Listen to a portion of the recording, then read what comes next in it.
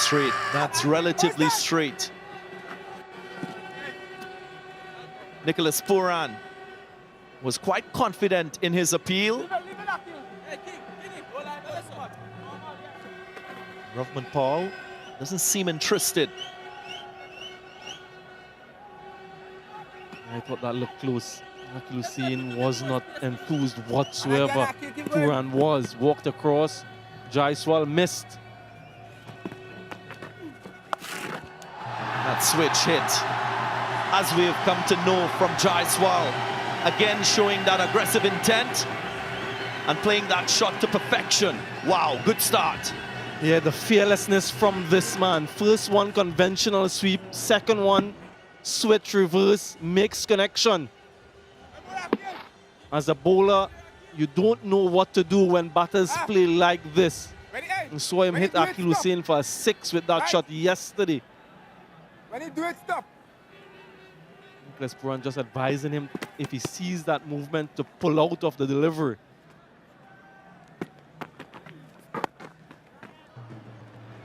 Doing nicely.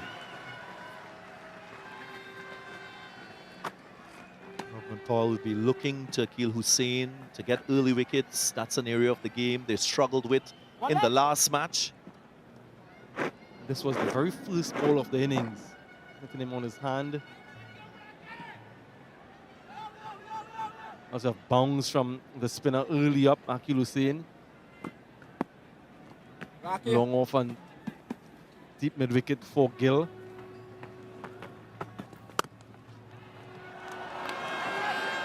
Gets off the mark. It's a fumble from Shimron Hetmeyer.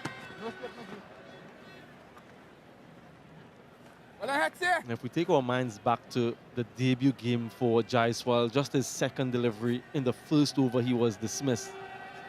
Second game that he played, started off aggressively, and again today. So he has a clear intent, clear game plan, the way he wants to approach a T20 innings. Catch it. First wicket.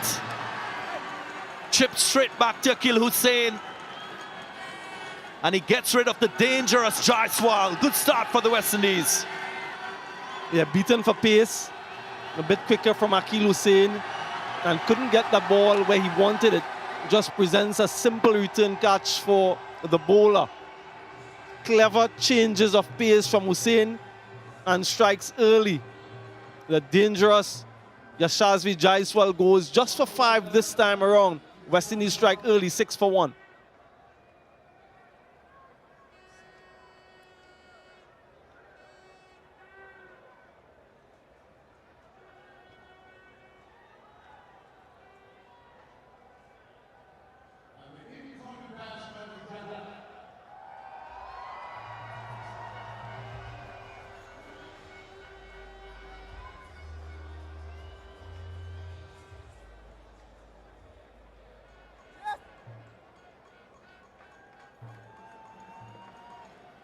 One of the best T20 batters in the game.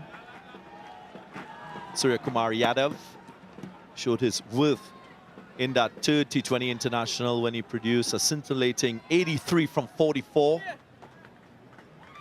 India will hope that he replicates that type of form. Final delivery of the first over from Hussain.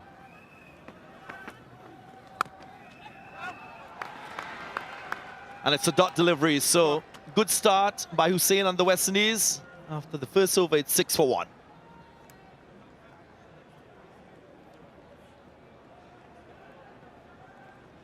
Just confirmation of the teams. 2 changes for the West Indies. Ruston Chase and Alzari Joseph back into the lineup. India unchanged. Their winning team from yesterday. One leg. And of course, they won the toss and decided to bat first in the series decider.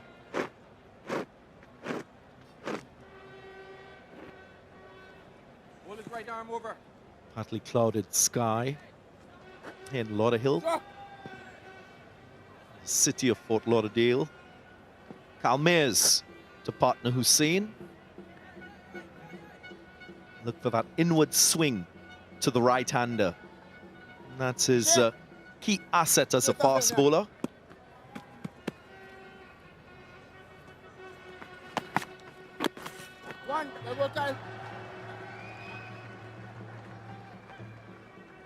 Hussain in that first over. Just set the tone for the West Indies with the ball. Ball appeared to seem away from Jaiswal. He was aiming to hit it leg side. And that's what you often get with a new ball. Hard seam and movement. Just there, just moving offside. Yeah, not for the first time in his T20I career being dismissed in the first over of the contest. 2 times in 3 games for Jaiswal. One.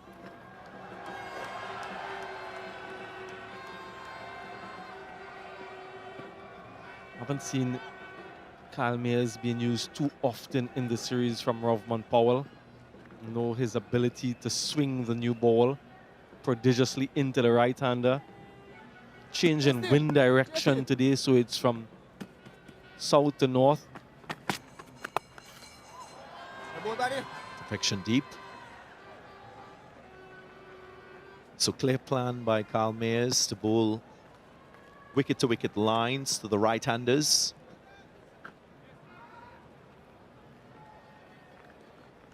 Lots of support in once again, as we saw yesterday. Lots of support for the away team India. Lots of support for Hardik Pandya.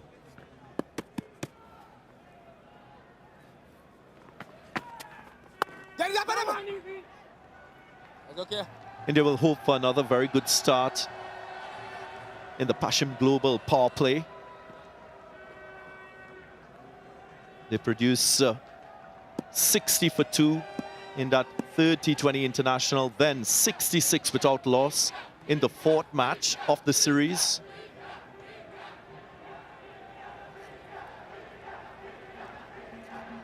Change and field, long on in position, fine leg in the inner circle. Just looking to close the over out, 2 deliveries left. Nice solid start from the West Indies.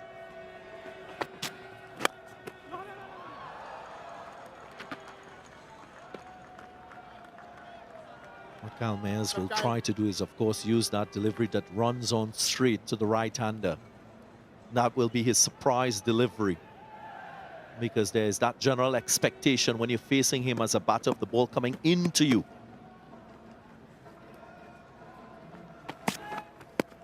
Yeah, that's a straight one. Good finish to the over. End of the second, 10 for 1. Turn.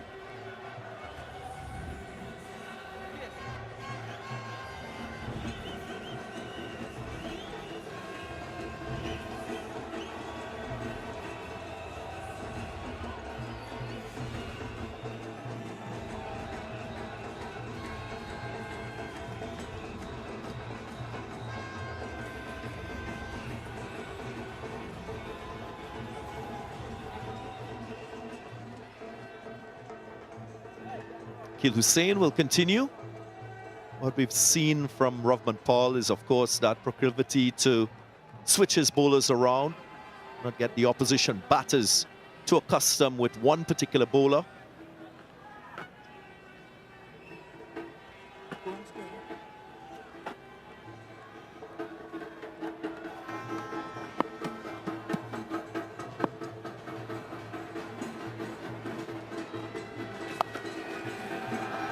Gone leg side. Already assessing the conditions, Surya Kumar Yadav. And such an impactful player. Can change the game quickly during the course of a T20 innings. Shubman Gill is a little bit more sedate, although he scores quite quickly as well. But the real impact player, the real game changer, Sky.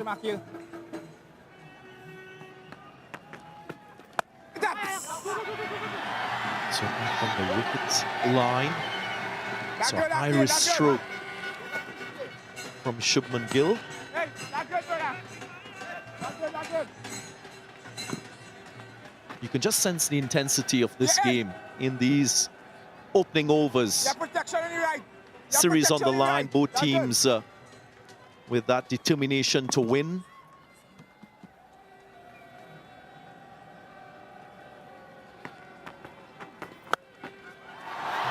That's a boundary. He's peppered that region in his previous innings, and now again plays this shot to perfection. Yeah, this shot was set up by the shot of the previous delivery. Sort of anticipated that Akeal Hussain will pull his length back, use the depth of the crease, and hoisted it over short mid-wicket.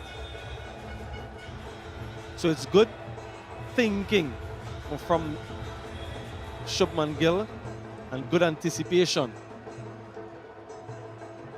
Ravin Powell just thinking about a change in field. Long on and square leg, the two fielders out. Gesticulating wants his long on to come to mid on and long off in position now.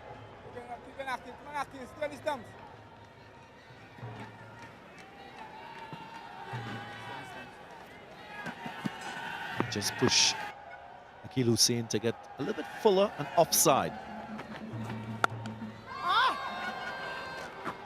One of the things that you understand and accept as a bowler, particularly as a spin bowler in the power play, is that boundaries will score. But what you want to do is ensure that batters are taking risks to score those boundaries. So you want to finish on the stumps more often than not, change your pace slightly. That's straight, that's straight. That's good, says Nigel Duguid. It's the second wicket for the West Indies, and Shubman Gill doesn't review.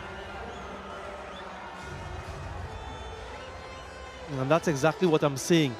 If he wants to score, he wants to take you on, ensure that you're bowling wicket to wicket like he did there.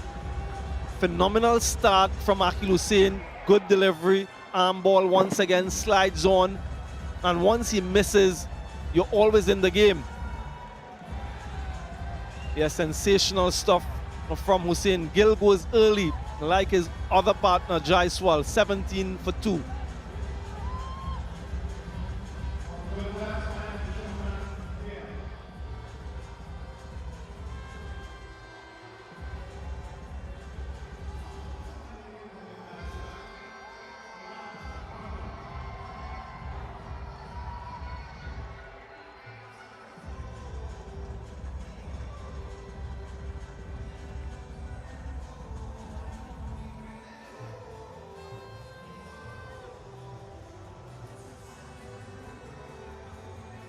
The supremely talented Tilak Varma strides to the crease. Multi-strike rate in his T20 career. Already had a good start to his T20 international career. Have a closer look at that decision. Impact in line, pitching outside off, and missing just with the angle. Did not review. An opportunity lost, you would think, for Shubman Gill. Didn't get any support from Sky on the other end. Sky simply asked the question if he made contact with the bat, to which he said no, and then he decided to walk. All right, let's turn, boy. Well, how will that come to hurt India? Only time will tell. Another successful over from Hussain after 3, 17 for 2.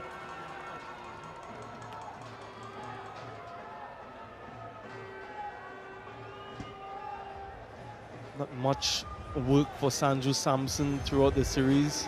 Hardik Pandya, Aksa Patel, those three will be called upon at some stage throughout this innings.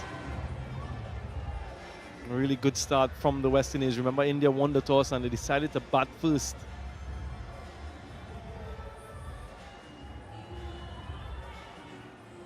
Jason Holder, new bowler. Sun just going behind the clouds.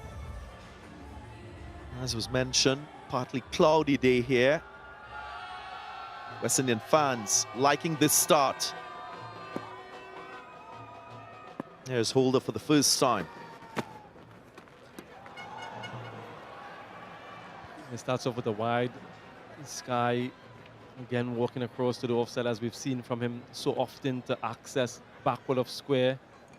Umpires forward to the Gregory Brathwaite.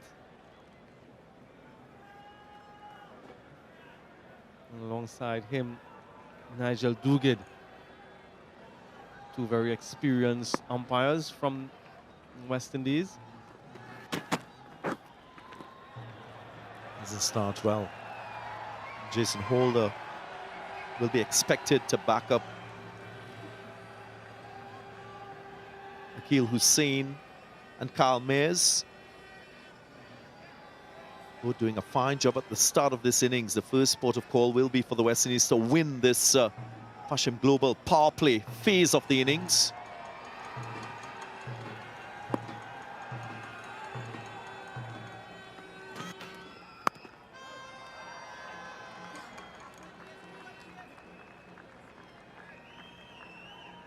Jason Holder, none for 33 from his 4 yesterday. Was really good in a couple T20s before that. Lots of experience, and Rahman Powell was very happy to bowl first in this series decider. Pace off. Doesn't outsmart Surya Kumar Yadav. He's so good. Terrific stroke for 4. And I could sort of understand the line because Sky is so good backward of square on the leg side, but he's also quite prolific and proficient through the offside. Difficult batter to bowl to. As it is at the moment, the sky is indeed clear.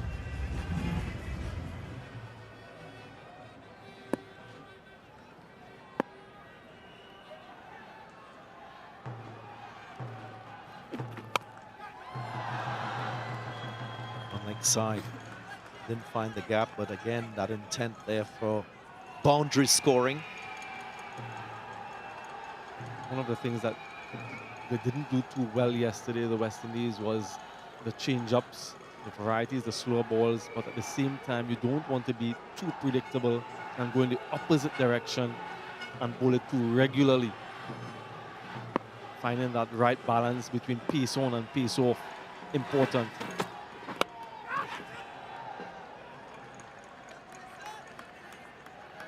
You make a very good point there. That should be the general approach, but at the same time as well, I really think the West Indians need to use that short delivery to good effect.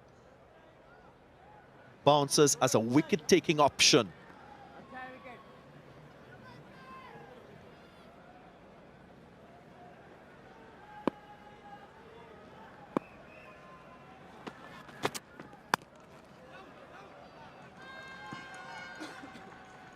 There's some pace on the surface. If you hit the correct length, it just slides on a little bit quicker than you think as a batter. Saw that from the Jaiswal's dismissal. We just saw that from that last delivery as well. So something that the West Indian fast bowlers can look to exploit. Just wonder if Akil Hussain will bowl a third in succession from the other end. Picked up. Leg side, just short of that fielder, deep backward square, Brandon King. But the field is set for that type of delivery. 4 overs gone, 24 for 2.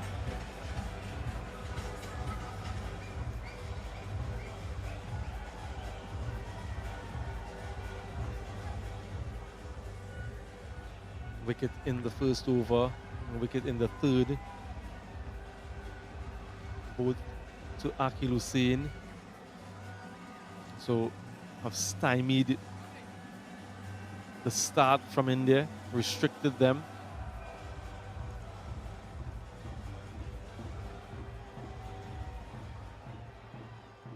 Akil Hussain accounting for those red dots.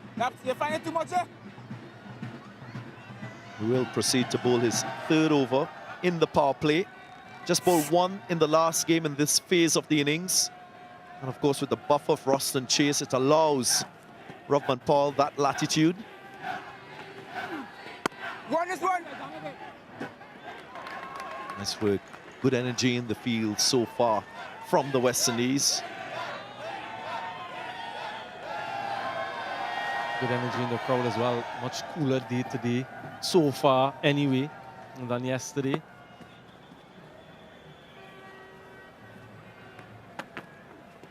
One is fine. It's always risky when you bowl 3 overs on the trot in the power play, as batters tend to line you up. But once wickets have fallen, it's a little bit easier for the bowler, as is the case here. Hey, Rich door. Picked up 2 wickets and is in good rhythm. Yeah. Bowling to the left-hander now. And because they are 25 for 2, you don't expect him to take any unnecessary chances. Kuhl saying possibly could use a fielder in that slip position, looking for another. I guess when you look at Kuhl Hussain, you can see the benefit of his relationship with Nicholas Puran off the field. There's a constant communication between him and a wicketkeeper. The experience of Puran also guiding Kuhl Hussain.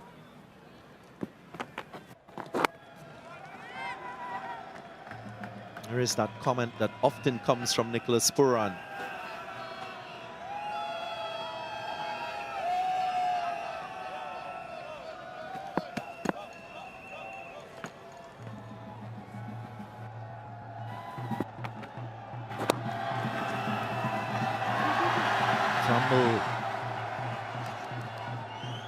Shea Hope in that short mid-wicket position.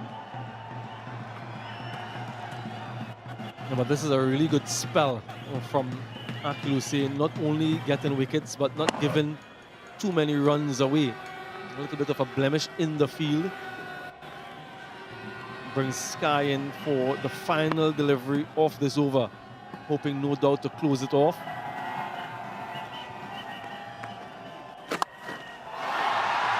Little too full and too easy for Suryakumar Yadav. Finishes the over on the high.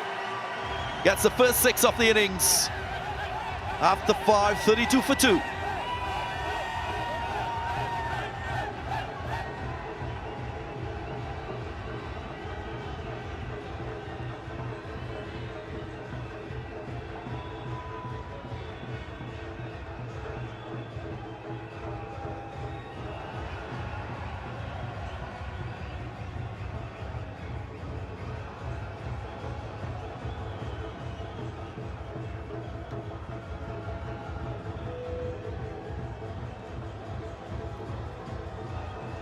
Alzarri Joseph into the attack.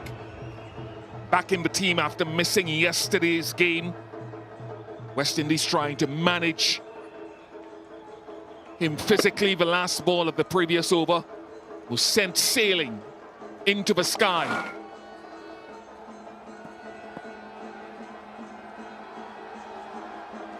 Four wickets in the series for Joseph.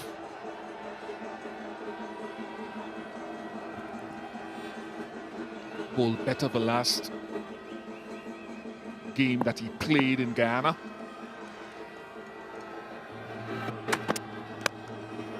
Morning, Shakira Selman. Good morning, Bish. West Indies off to a very good start here. They've gotten the 2 praised wickets, the 2 batters that did damage for India yesterday. Now they have their star bowler, Alzarri Joseph.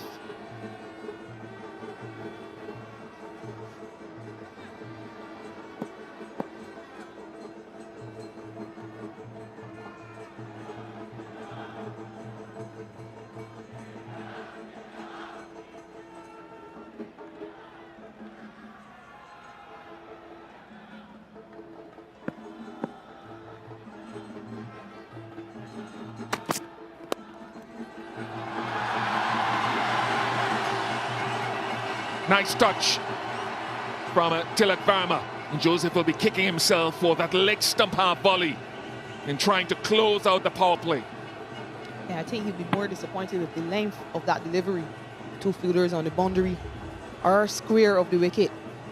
So this field does suggest that he would want to bowl a lot shorter than that. But good for Tilak Varma, getting his first boundary.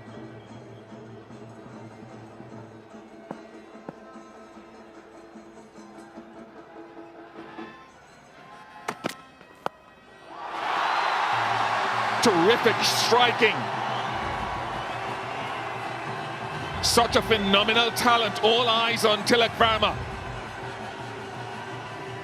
He continues to impress Tilak Verma.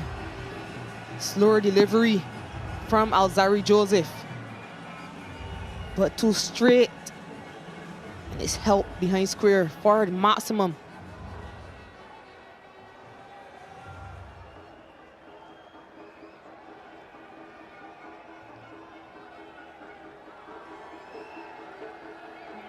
So Alzari is now being hit for 2 boundaries back to back. It's under a bit of pressure here now.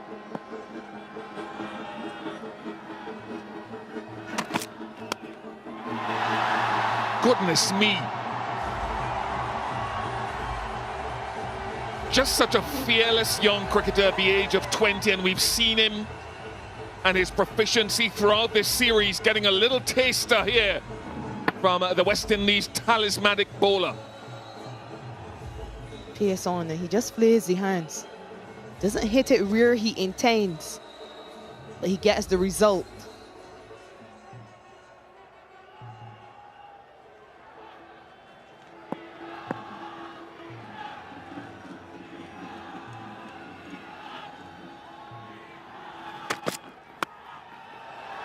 Another one.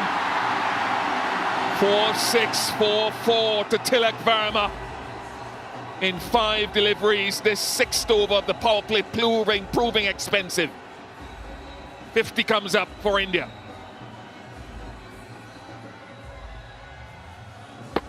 Not a terrible delivery. Third man is in the circle, but you would expect Kalmiers to do better there. Ball is going to fly to you if you're fueling that short third, and you've got to be lower.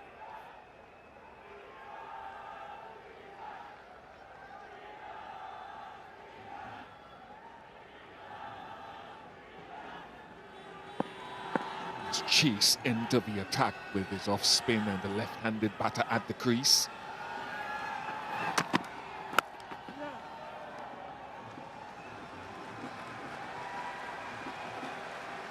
Biggest over of the series.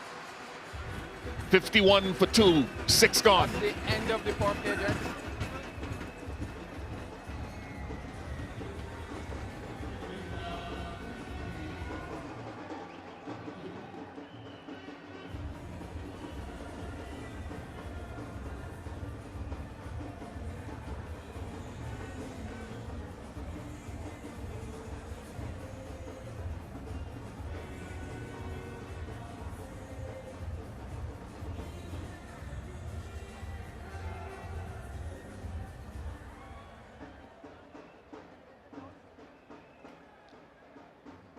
Move from the restriction of a maximum of 2 fielders outside of the inner circle in the first 6 overs to where you can drop an extra 3 fielders in addition to those 2.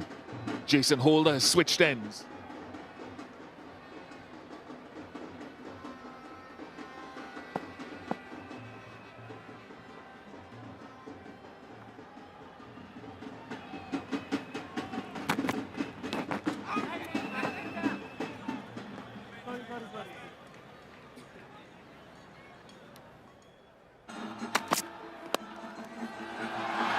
Alzari Joseph taken for 19 in his first over.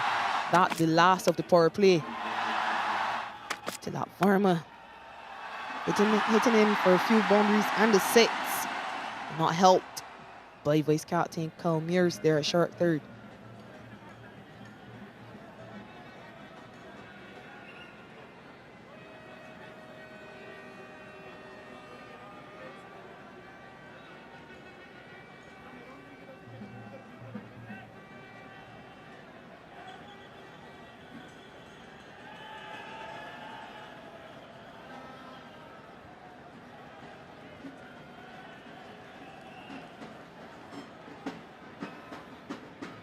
Fans just shifting across. Great to have them in. Okay, sir, thank you.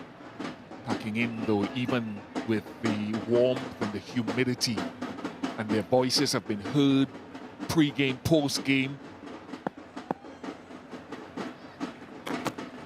Yeah. These two averaged 47 together in T20, Surya Kumar Yadav and Tilak Varma. That wonderful partnership in Guyana. Both, of course, represent the Mumbai Indians in the IPL.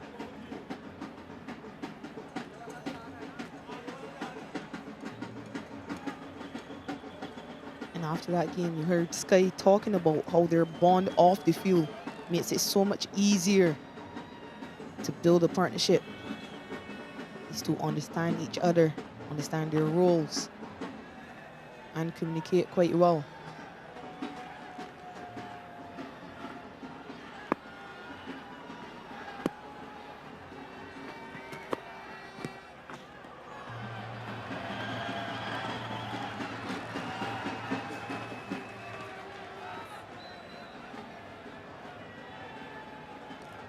Confirmation of the excellence of Tilak Varma, Surya Kumar Yadav, both on the list of leading run scorers, separated by Nicholas Puran, whom the West Indies will want to come good again today.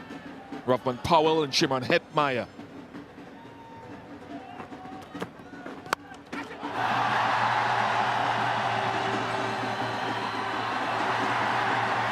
Rovman Powell himself, with what looks to be a special piece of feeling.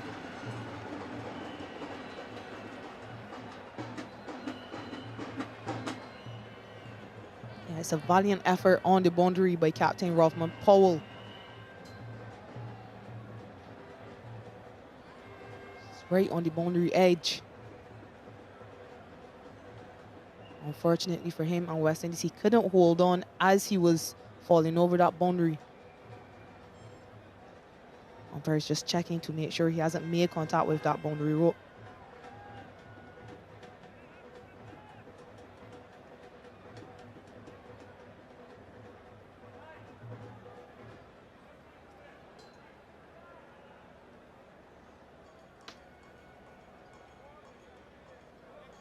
No boundary, and that's very good from Rovman Powell because the wind is pushing up that way, so it would have been pushing the ball past Rovman Powell. You heard from Samuel Badger before, it switched around today. Usually it would have come off Jason Holder's left shoulder to his right as he was running in yesterday. This time it's pushing the ball back to the top of your screen. So Powell has had to make consistent adjustments. Would have had a peripheral glance initially at where the boundary rope was. Then looks again. Very good awareness.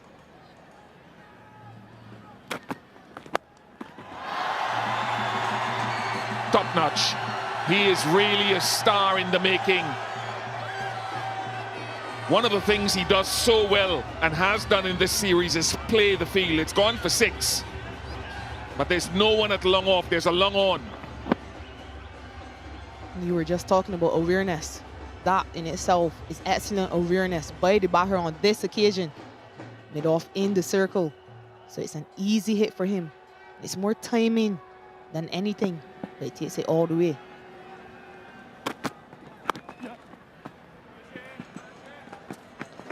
Yeah, 60 for 2.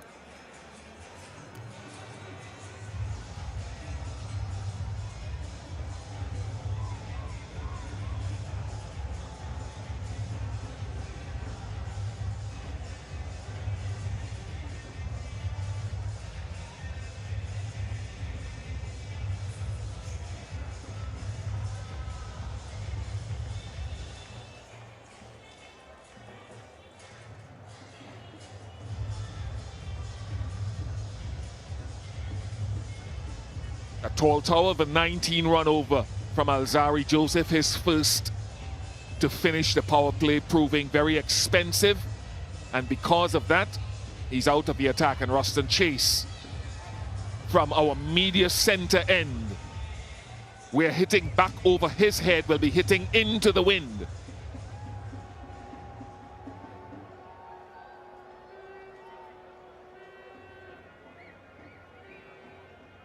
The significance of that, for example, that shot that was hit down the ground that Powell managed to pull back inside may have dropped about a yard inside the boundary at the opposite end because you're hitting into the wind. down the ground to the bottom of your screen as you look at it.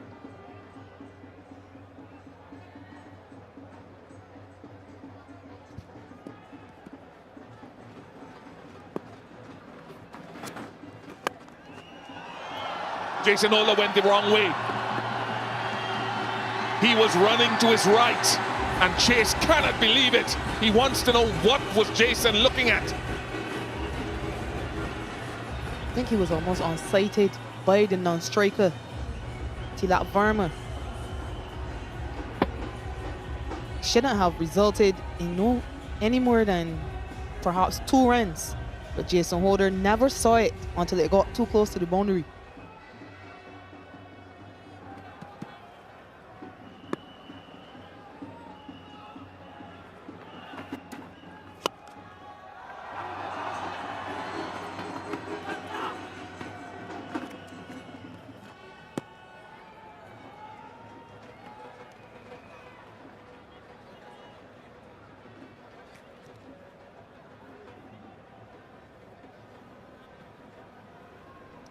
There are some West Indian fans. Met a couple of them in my travels post-game yesterday. Cicero Parrott on the Dominican flag. Antigua in the background as well. Wide. Passionate, you know, there's such a great following. We see the Indian fans outnumbering the West Indians. But even though they don't turn up at the ground in the numbers that maybe they once used to, they still passionately follow the game.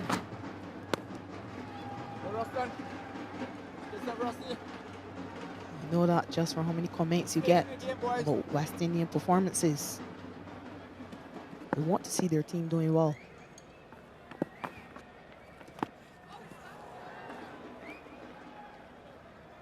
It's a sense of identity, regional identity. Some will even have a little bit of micro-analysis and say national identity with the individual flags represented there, the individual territories across the broad spectrum of Caribbean islands and countries.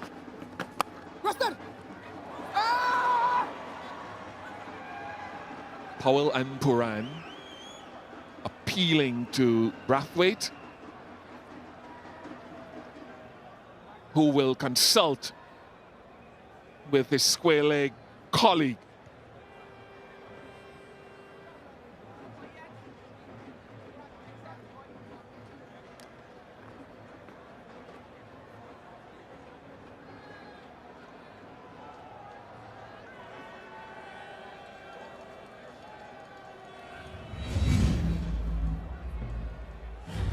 I've checked the front foot, it's a fair delivery. Can you move on to a front-on image, please?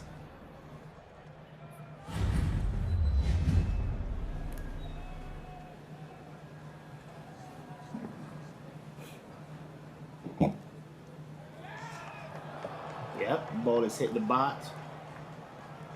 Cleanly taken. Can you just rock it? Can you just rock and roll it as the ball pitches? Just want to ensure the ball is pitched before it's made contact with the bat.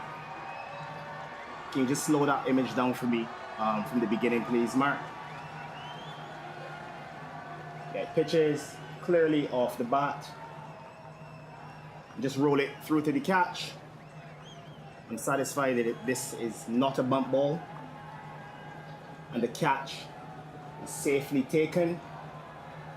I'm satisfied and ready to make my decision for the big screen.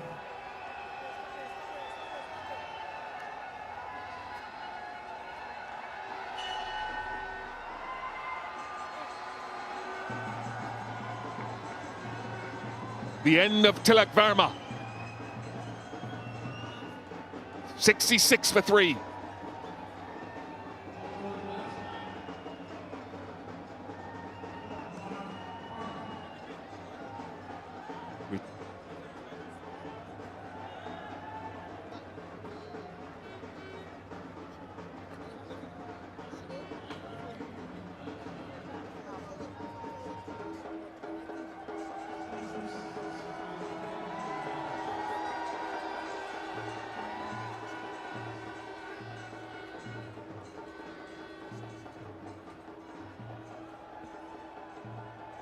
Sanju Samson replaces Tilak Varma. And again, we're looking at matchups. Ruston Chase into the attack, and not exclusively, but to try to match up against Tilak Varma, who'd been going well.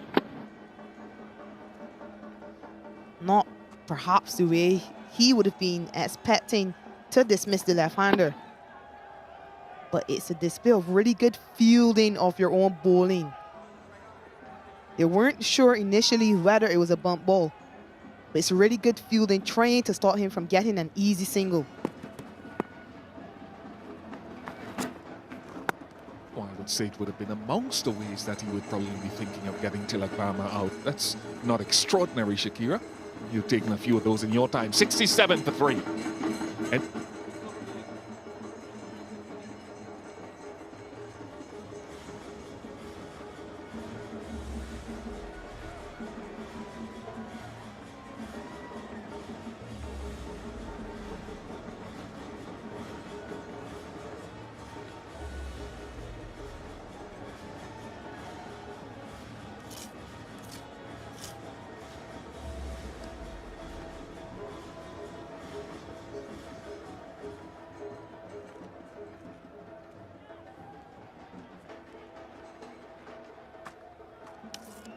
Jaiswal and Gill going early after the 165-run opening partnership yesterday. Alzarri Joseph has switched ends. His first over went for 19 from the opposite end. Now he has to push into a slight wind.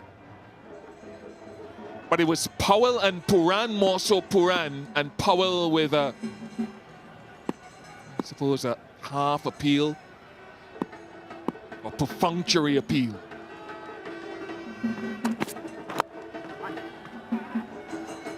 6,000 T20 runs for Sanju Samson. Yeah, Puran was coming down. Puran was asking how is that. Powell threw his arms in the air. Ruston Chase obviously thought he was out. There wasn't much from the other fielders, but this is an excellent catch.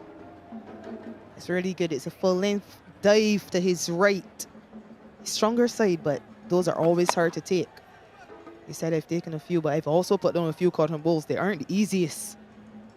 But Puran is the one who's sure that that's hit off the full straight back to Ruston Chase.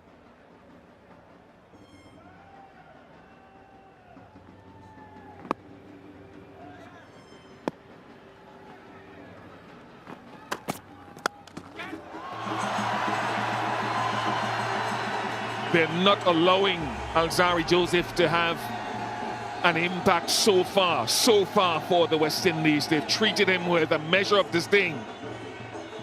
There's so much style in that shot. Not much but movement, but the hands, the way he gets his hands through the ball, that's impressive.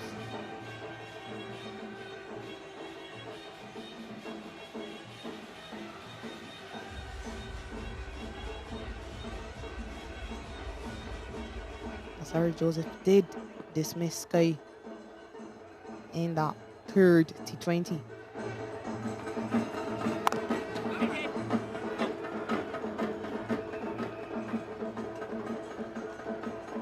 If anything, I think for Joseph so far today, he's bowled a few deliveries that by his standards, he'll be disappointed in them. He's lost his length, gone too full. Sometimes he's gone into the pitch and bowled too straight or touch wide of off stump. That last delivery is perhaps more of what he wants with that long on in Powell in place. Hard length, hard length. I thought for a moment that Mayers would essay the dive. I was sure he was about to dive there, Mears. And it is a big wicket, so you would expect him to put in 100% effort there. But again, it is a very good hard length from Alzarri Joseph. He's disappointed.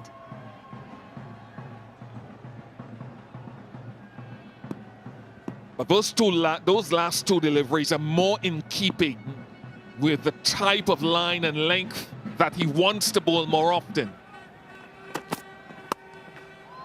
Oh goodness, what touch, silky, a little bit of room. And Sampson's first boundary of this innings. Yeah, it's not her length again, but it's just a touch too wide. And it allows Sanju Sampson to access that backward point area. He really flew past a diving Roston Chase. There's his career, 246 T20 matches, 6,004 runs. Strike rate of 132. Maybe a touch straighter, touch fuller without over pitching. Better, much better. Hasn't hit his length at that length consistently enough. 78 for 3.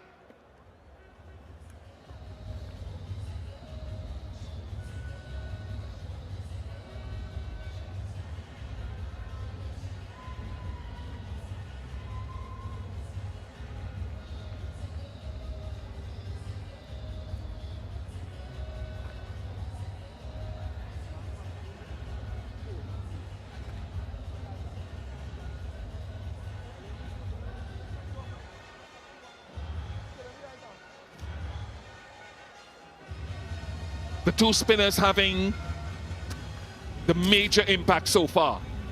2 wickets to Akeal Hussain, who continues an outstanding series. Roston Chase coming into today's game with 1 wicket.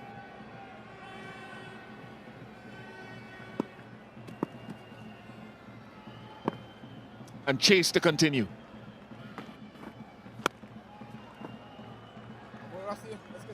Chase is very good when he bowls into the pitch. We mentioned that before at both right and left-handers. I was just toying with the idea of getting that final Akeal Hussain over at the 2 right-handed batters. That's very loose from Roston. The first 2 balls not into the pitch, but full, too full. Yeah, and I was just thinking his first over was pretty full as well. Did get the wicket, but on this occasion, doesn't manage to bounce it at all. And it's an easy hit for Sanju Sampson. This house long off, long on, deep the wicket. Sweeper on the offside, all in front of square. Yeah, that's better. That's into the pitch. A touch shorter than ideal, but that's into the surface. And because he's a tall man, he gets that in-between length. It's hard to hit down the ground and hard to pull. Small margin for error on this surface.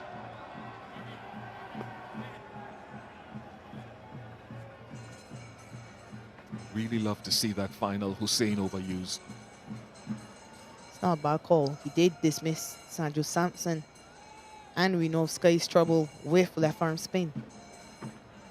Say that's the Shakira Selman stat of the series. Left arm spin to Sky. Much better. What were those 2 full tosses earlier about?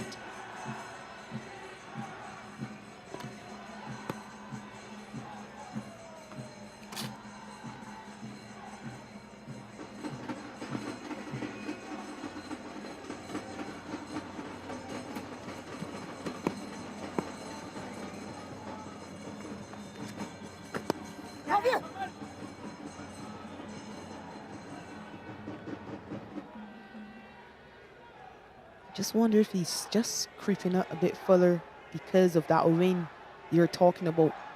Hoping perhaps he can get the batters to hold out, hitting into the wind.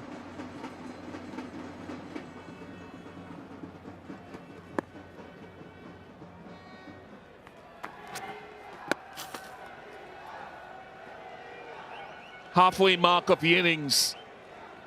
India are 86 for 3. That's over. And time for the Blue Waters drinks break.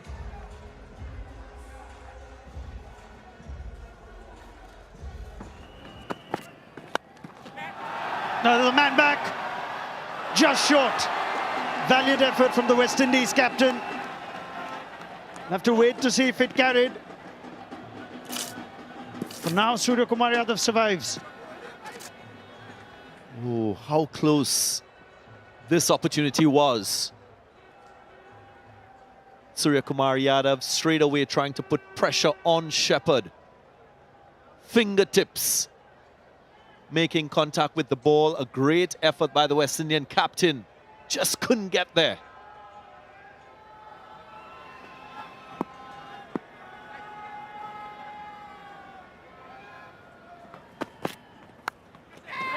No doubt about this one. Surya fell short the previous ball, but Shepherd has Samson of the next one. India in trouble. Yeah, it went low to Nicholas Puran. Fuller length delivery.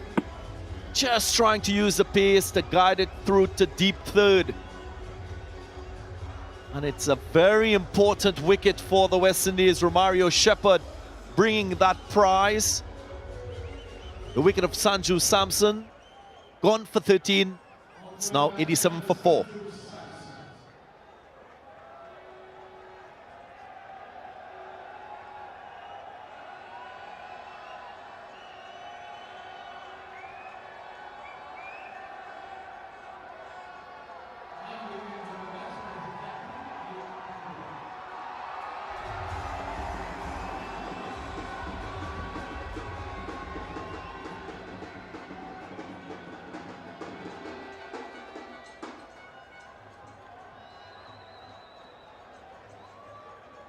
India's captain joins India's vice-captain, Hardik Pandya. The man for a crisis in, it's been a high-profile T20 career at franchise and international level, and he's here because Sanju Samson. Seen that happen before as well in the ODIs. It's a good catch from Nicholas Puran. Shepherd with the wicket in his first over. Just in that channel outside the off stump, where you're never too sure if the ball is blowing into you as a batter or going away. Might have just gone straight.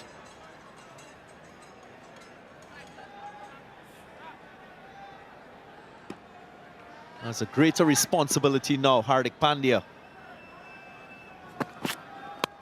No, wait. You can almost sense that he's going to take his time and understands the depth that his batting has and where it ends. Akshar Patel next, and then the largely publicized length of India's T20 tail, which Hardik Pandya just accepted it is what it is and needs his batters to take responsibility. The series decider. It's going to be a tough test for India.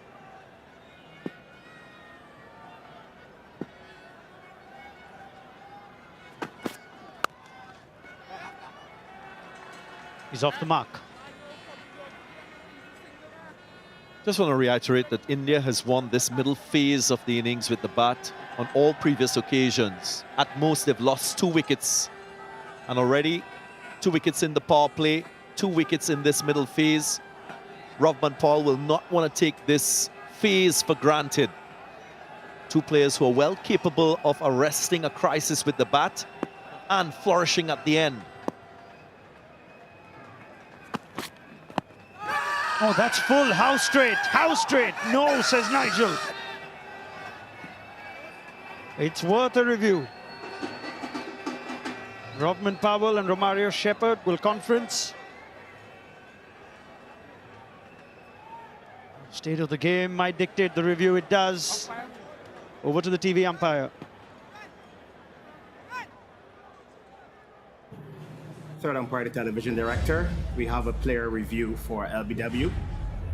The original decision is not out. I've already checked the front foot. It's a fair delivery. Can you move on to front on, please?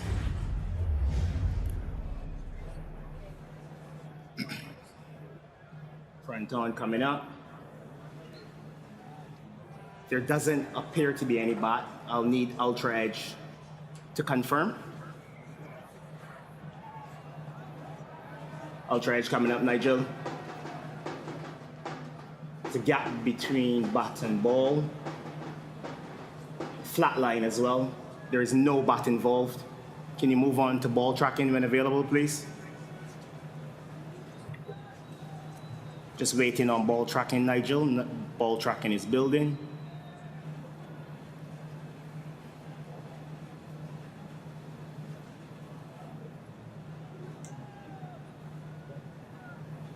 Ball tracking coming out. Original decision not out. Pitching in line, impact in line. Wickets, umpire's call. I'm ready to go back on field to Nigel. That's why it matters. The on-field call that had been given out, they would have lost half their side. Turns out it's a pretty good on-field call. Did look like it was tailing down. Well done to Nigel Dugan. Well done to Shepherd as well. This has been an excellent over straight after drinks. A wicket and just 3. 89 for 4.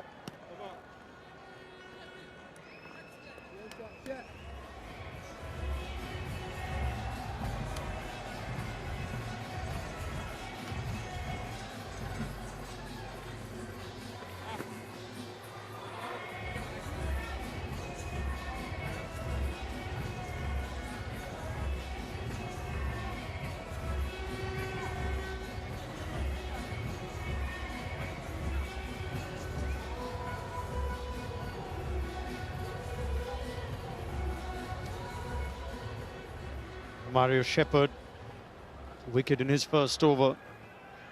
Otherwise, it's been 3 wickets to spin. It's going to be more spin with Ruston Chase. It's not quite how they looked in silhouettes with the 2 originals. There's a tall Tendulkar, less tall Hardik. Ruston Chase has added some dynamism to this bowling attack. India have gone spin heavy. The West Indies haven't in this T20I series.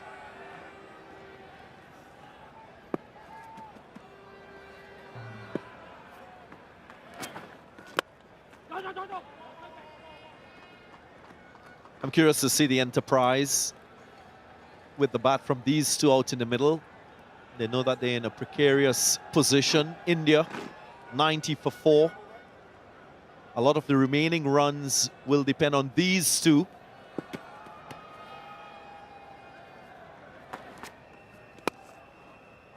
Yeah, Hardik Pandya making the point yesterday that even though his team is 1-2 after being 2-0 down, T20 cricket can never take anything for granted. There's no favourites.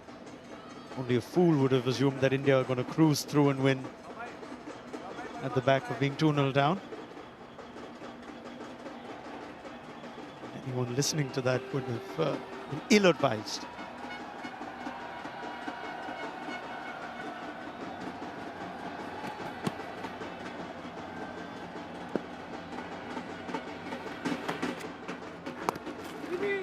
And of course, given the situation of the innings, I feel it's an opportunity for Rovman Paul and the West Indies to think about wicket taking.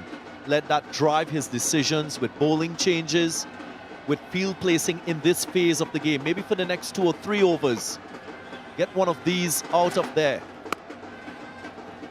Try to get Aksa Patel coming to the crease and expose that low order. He is box office Surya. That's at the end of the innings. And India can give themselves a formidable score. For now, Ruston Chase is doing his job superbly. He's keeping Hardik Pandya quiet. Yeah, of course, it wouldn't be easy for Rovman Paul and the West Indies, but there's 1 over for Kuhl Hussain. That's a critical over. How should he use that over in this situation? Hope it's not defensively. For the moment, it's India on the defensive. 94 for 4.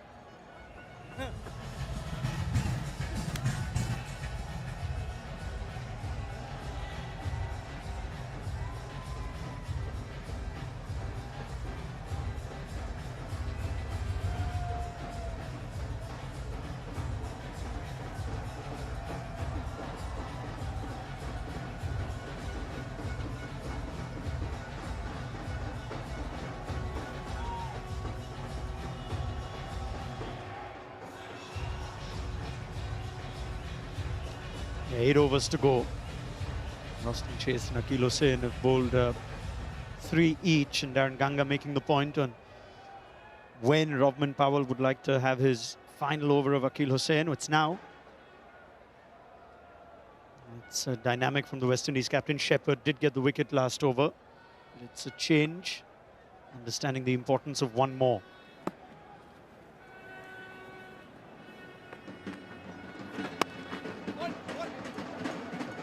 Now, the counter to this is, of course, India being a little more watchful, conservative, ensuring that this Akhil Hussain doesn't produce another Indian wicket. That's a game of strategy that you have evolving in a T20 match. India will hope to get to that 181 marker.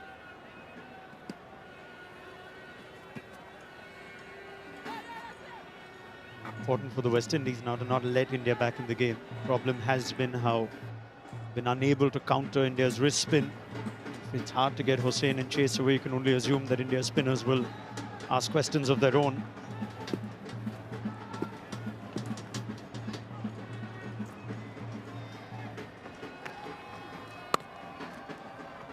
And the field to Hardik Pandya is, of course, that short fine leg coming into short mid-wicket. I'd really like to see that same field be employed for Surya Kumar Yadav. Reason being, just dangle that card for him to play across the line and finer. Continue bowling wicket-to-wicket lines and hope that he misses one. What do you think, Akhil? Paul going with the short fine leg instead of the short mid-wicket. Dive, Ravi.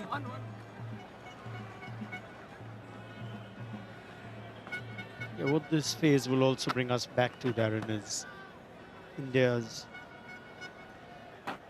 likelihood to find themselves in these situations with batting that ends at 7. I know we've discussed this to death, but had they had just one extra batter, I'm not saying it's fault of anyone here because you don't have bowlers who give you that option, but if you ideally want your T20 batting to go till 8 so you could keep going even at this period.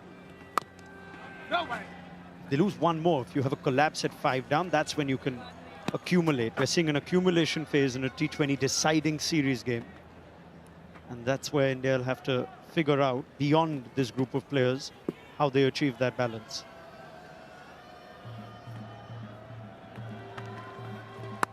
Well, the counter to that, Ronak Kapoor, is Hardik Pandya will say that even if I score 150, I still think I have a good chance of winning with 4 specialist bowlers, the all-rounder in Akshar Patel and Hardik himself. So that's sufficient firepower to take wickets and control a game. What is spell, Akhil? Yeah, it's a school of thought. Come back to that. 97 for 4.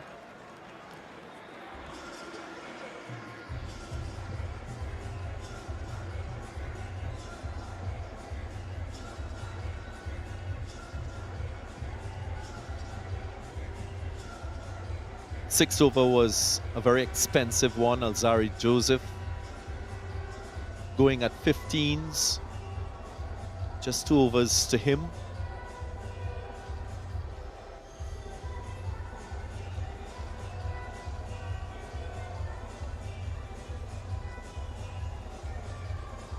A quiet phase. Just 11 runs in the last 3 overs since drinks. Wicket of Sanju Samson. Roston Chase will bowl out as well now. Excellent spell from Hussain, 2 for 24. And Chase, 1 for 20 of his 3.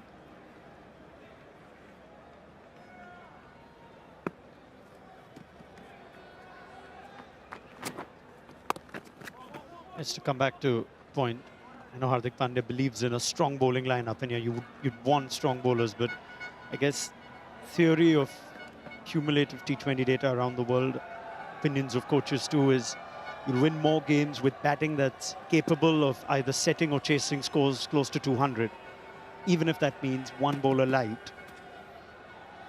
You're going to give your bowlers a hard job to do to defend 150 or a subpar score, even if they are one of the better bowlers in the world. It's a debatable theory, I'm not saying no. Can you go in with one specialist bowler less an extra batter, an extra all-rounder, at the risk of conceding those 20, 30 extra runs.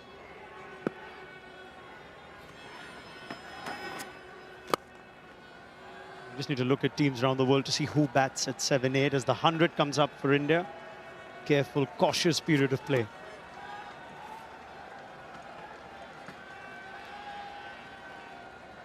Yeah, I take your point. And there are many variables in that whole discourse and assessment of the balance of a particular team in T20 cricket.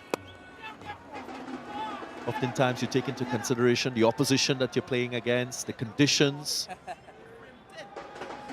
And the hamstring that India have in this isn't just looking at the bowlers' inability to bat. They do not have enough options from the batters who can chip in with a few overs for you to be a little more adventurous or brave to play one specialist bowler less.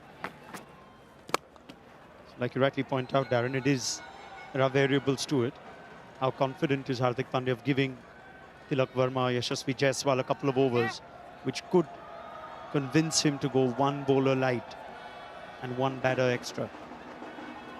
Paras Mamre, the bowling coach, saying then it's not too far away that we'll see them bowl in an international game.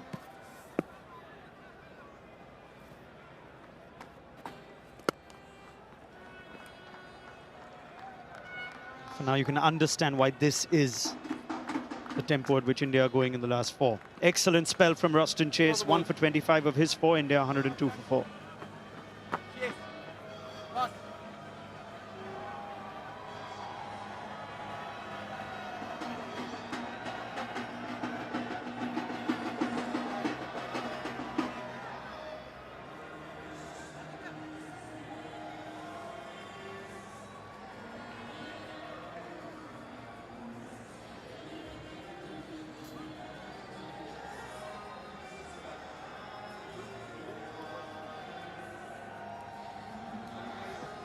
Eight overs, 3 for 49 between the two spinners. But India have now got 6 overs of pace ahead of them. They look to get to a competitive score, an above par score. These two bat together, it's possible. As Romario Shepherd is back. He'll be hoping to carry that wicket-taking responsibility for the seamers in this West Indian 11. Oh, Surya picks up the full toss and dispatches it for 6. Is this the over that India shift gears? A nice juicy full toss served up to Surya Kumar Yadav, and he takes the invitation, hitting with the wind, always in that state of readiness to hit the ball to all parts of the field. So clear in his mind when he's on the go, playing his strokes. It's an extraordinary ability to just shift gears at will when he's at the peak of his powers. Just trying to find the gap. Mid-off was inside the circle. He's gone 3 overs where he's just had to reduce or change the tempo.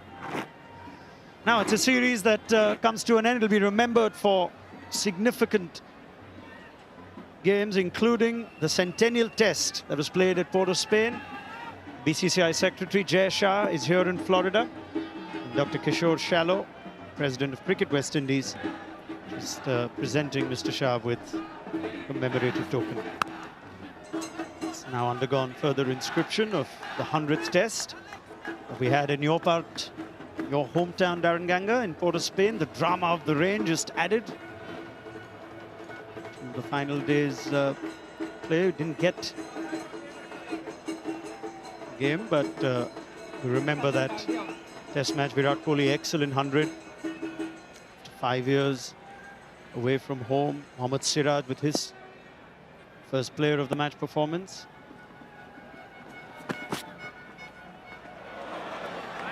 Now describe that, Darren Ganga. It's a swat from Sky, but I really like this type of delivery from Romario Shepherd. Both himself and Alzari Joseph, they've accounted for 3 wickets in this T20I series with short deliveries. So again, that's a wicket-taking option used by Romario Shepherd. Good height on that, and pace off too. Is there any way of knowing where that ball would have gone had Surya connected? Shepherd will have to reload.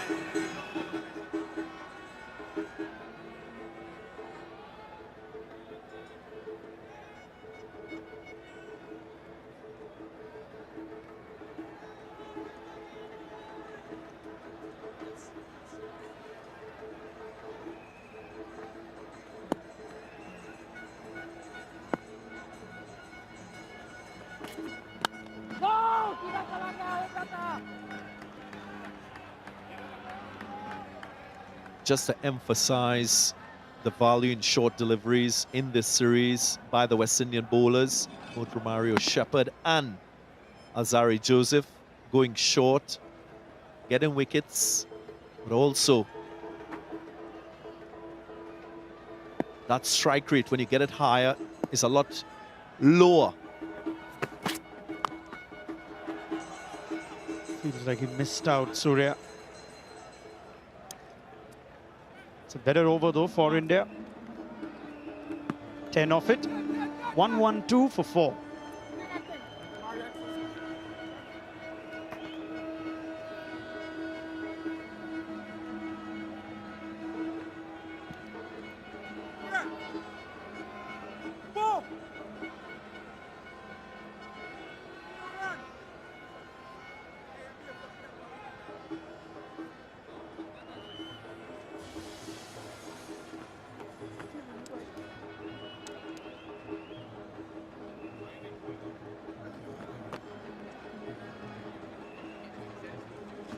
$112 for 4, India winning the toss and deciding to bat first. The last few overs have been quiet ones.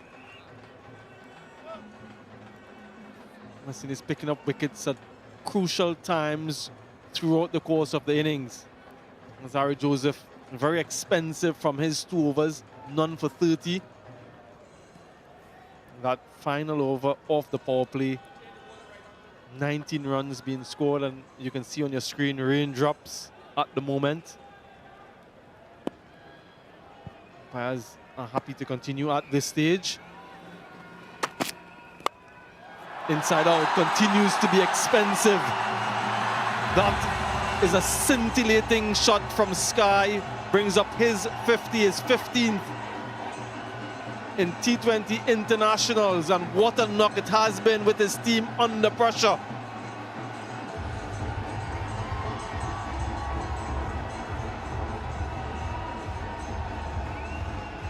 Opened up the heavens just a little bit as well with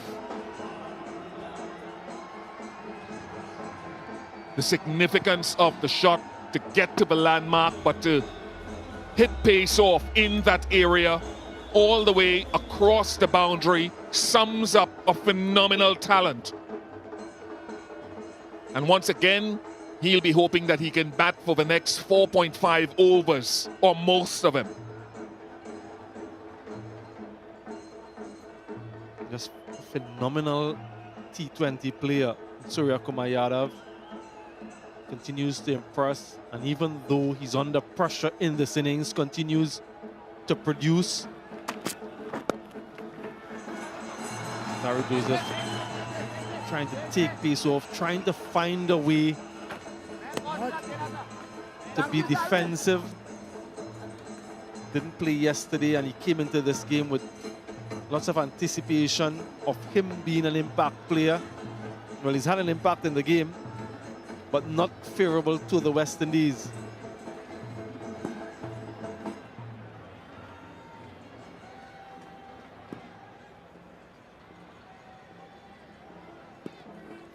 Four fielders positioned on the boundary on the leg side for Hardik. So expect that his line will be straight, possibly short delivery and changes of pace.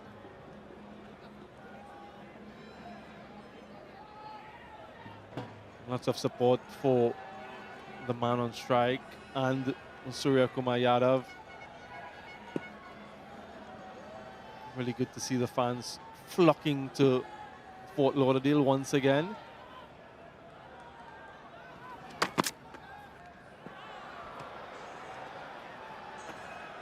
Joseph is such an important commodity to the West Indies going forward, wide signal, but he's been indifferent today, and there's a reason for that if you reflect on his previous couple of overs.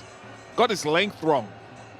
Generally, too full, a couple of deliveries in that good length area, and when he's gotten it into the good length area, it's been fine. A couple of them have been slanting across from the length to Tilak Varma. So generally, his length has not been as he would want. Drop that too, full toss. See this, seen a couple caught bowls so far in this innings off the spinners. This one was much more difficult. Fast bowler in his follow through, never easy. Comfortable enough height, it so easily could have stayed in the hands. But nothing going his way today, Alzarri Joseph.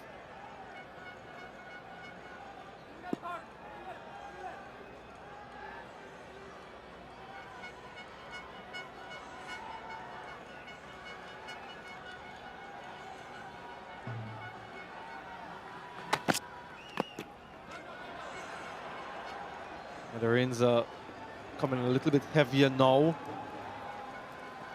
The spectators are retreating.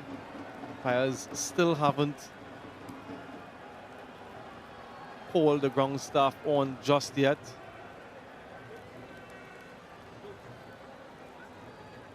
Yeah, they have done so now. Umpire Gregory Brathwaite just beckoning the ground staff to come to secure the playing area.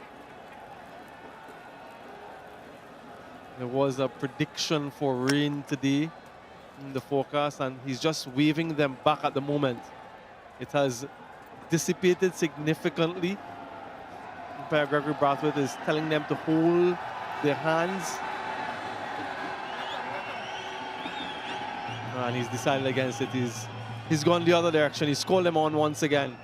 Momentarily thought about keeping them off and continuing with play, but he's decided against it now. And they're off.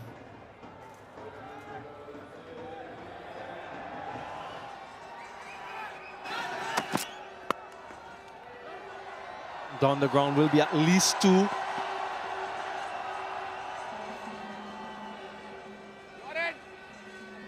16 overs gone. 1, 2, 3 for 4.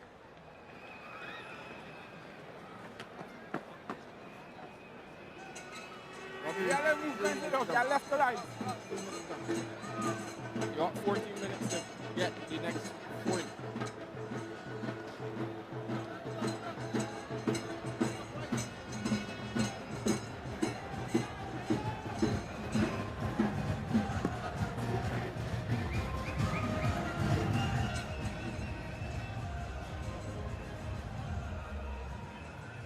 Yeah, very frugal stuff from Romario Shepherd. 2 overs, 1 for 13.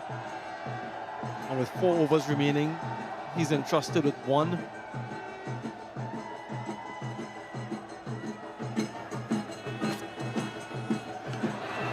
Short delivery, wide signal. Have to reload that. But looking at the options, Bish, the remaining 3 overs, who are you looking to, given the fact that Joseph has been so expensive? Yeah, Jason Holder has a couple of overs remaining. Still think that Ruffman Powell, charged with the responsibility of deciding, he has to see how Shepherd and Holder go here initially after the restart. Smashed over his head, gets enough off it, hitting with the wind. Hardik Pandya, and once you miss your length to this man, he's shown his power, particularly straight down the ground. Shepherd going for that wide Yorker after the short ball was called, and determined a wide missed that area. Something that he tries to work hard at. And again, this time he's taken. Jason Holder with his long hands gets there. Shepherd Well, he makes a comeback. Pandya smiles, but he has to go. Very good moving from Jason Holder down there. He's in those high traffic areas because of his height, because of his reach. Now, he did miss his length. He was searching to hit the batting crease. But Pandya, even though it's downwind, couldn't get enough bat to elude Holder. Good reward for Shepherd. Pandya goes for 14 from 18 deliveries, 130 for 5.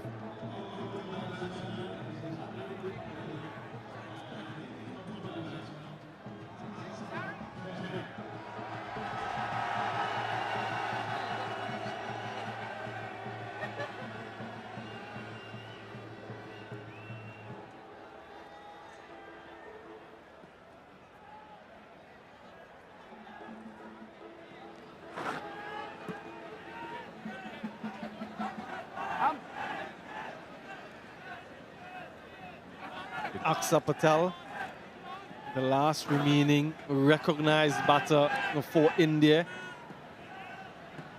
130 for 5. Still a few overs remaining after this. 3 overs. They'll need these two to bat as many of those deliveries as they possibly can. Healthy strike rate from Aksa. We've seen before what he can do.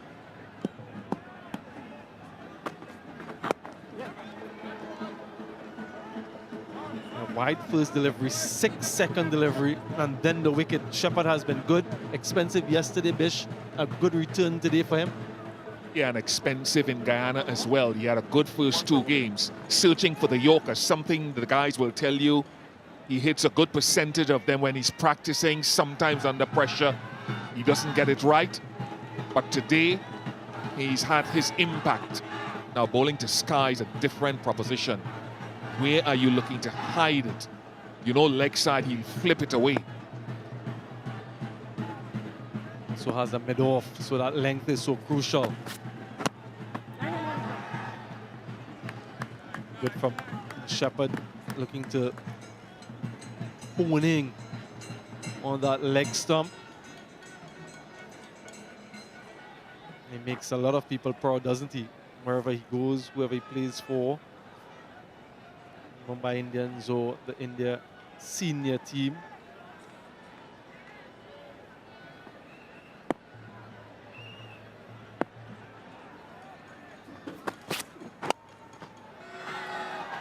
Good again from Shepherd, not allowing Sky to use his arms, keeping it nice and straight and close. Leg stump Yorkers.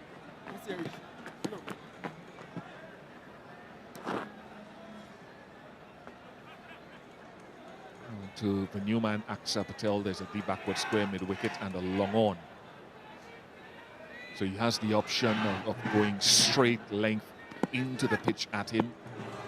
2 deep fielders offside as well for another option.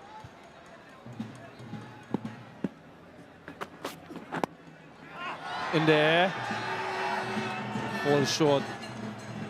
Good over from Shepherd. 17 overs gone, 133 for 5.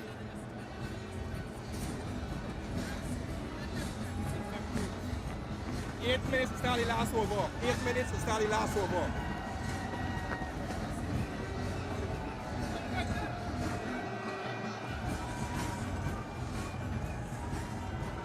Let's be ready, gents.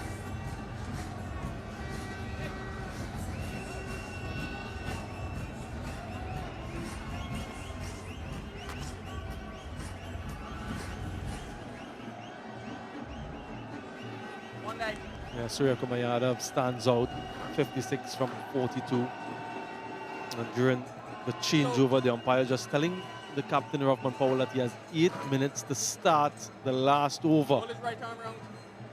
Or else a sanction will be applied. Additional fielder in the inner circle. Holder.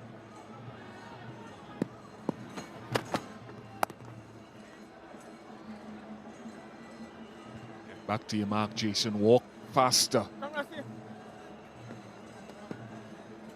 Because it's all seam bowling at the minute, so they've got to get through over number 18 and then Shepherd's 19th over before that time elapses. If it's Shepherd from the other end, it's you.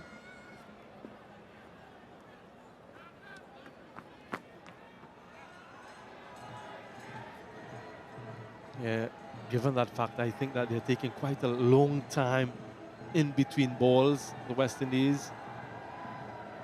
Already had the sanction before earlier in the series.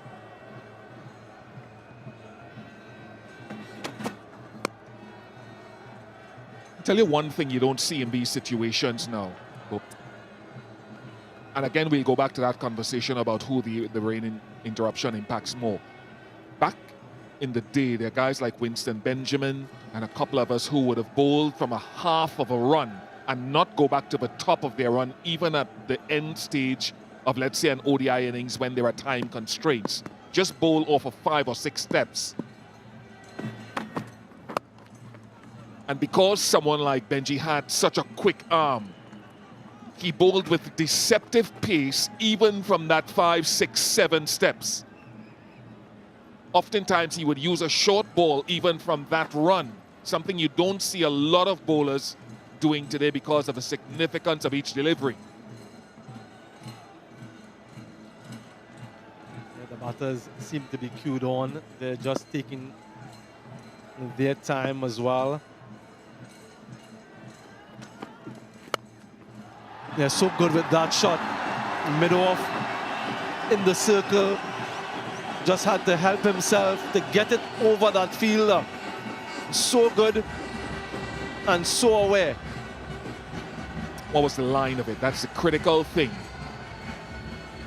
Yeah, that was a bad line because his deep fielders, 4 deep fielders on that leg side boundary. So even though Sky's strong leg side, you want to be inside the off stump, even middle stump, not outside off. Huge shout. Not out, says umpire Gregory Brathwaite. There will be that discussion. Northman Powell just asking if there was any bat involved. Decides to review.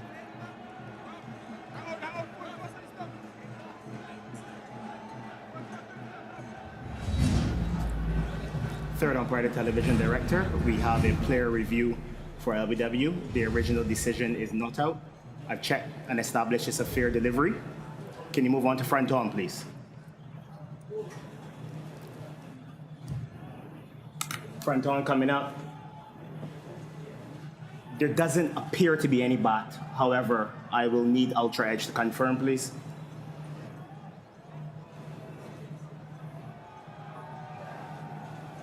Ultra Edge coming up. Keep rolling. There's a gap between bat and ball, a flat line on Ultra Edge. There is no bat involved. Can you move on to ball tracking when available, please?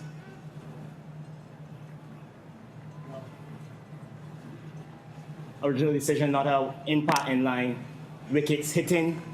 I'm ready to go back on field to Gregory. Decision overturned. A wicket for Jason Holder, the very important wicket of Surya Kumar Yadav. He can be quite destructive at this stage of the innings. And they lose their 6th, the score 140.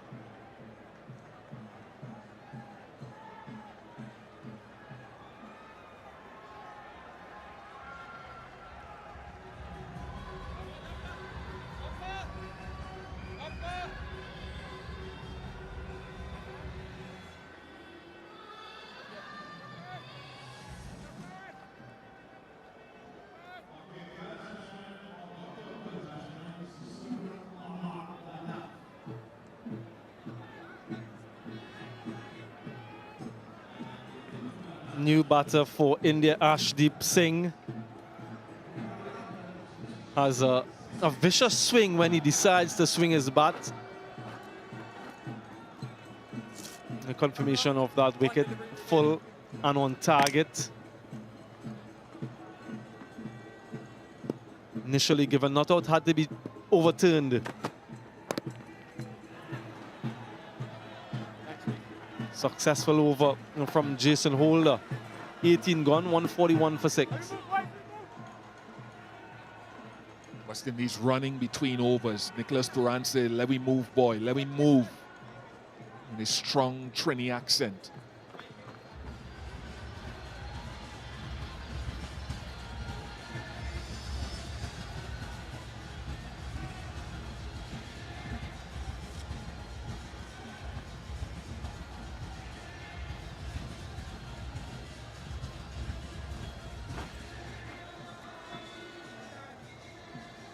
Yeah, the important wicket of Surya Kumar Yadav falling to Jason Holder. Took a catch the over before.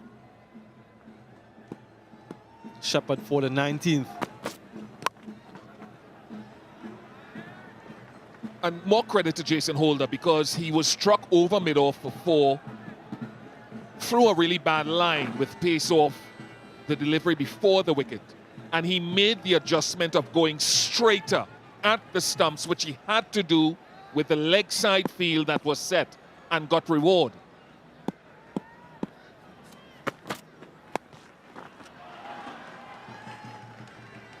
And again, it speaks to when the rain came in. India were 121 for 5 after 15.5 overs. 143 now for 6. In fact, after the break, after the resumption, they found rhythm hard to go by. In there, Jason Holder again goes all the way. I didn't think initially that he had that sort of connection, that some timing from Ashdeep. Couple of times already in the series, Ashdeep has shown the inclination to find the odd boundary. That is really good timing. Shepherd just missed his length by a little.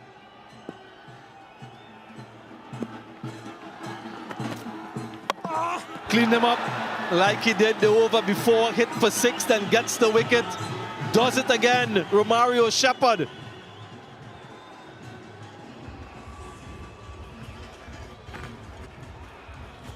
Yeah, pace off. Not allowing Ashdeep to be able to hit through the line to repeat the shot because of lack of pace. He had to drag across it. 8 or 4 for Ashdeep Singh, 149 for 7.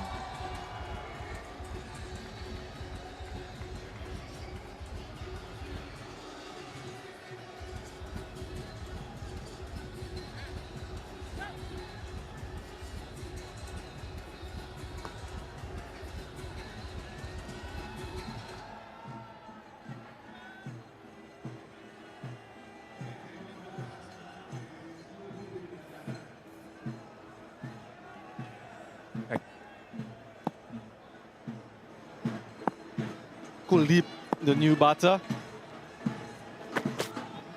A huge shot from Nicholas Puran, opportunity for a run out, misses. Very eventful delivery. Has been an eventful over as well. Yeah, just hustling back to his mark. Just maybe a minute or so to bowl this final delivery to avoid the penalty. And I think they'll be okay.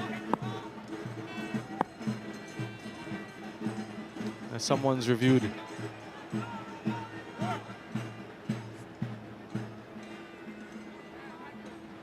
Sorry, third umpire, the television director. We have a player review for LBW. The original decision is not out. I've checked the front foot. It's a fair delivery. Can you move on to front on, please?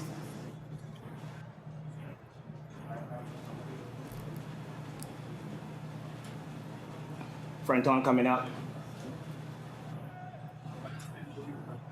The ball is quite close to the bat. I will need Ultra Edge to confirm if there's any bat involved. Ultra Edge coming up, Nigel.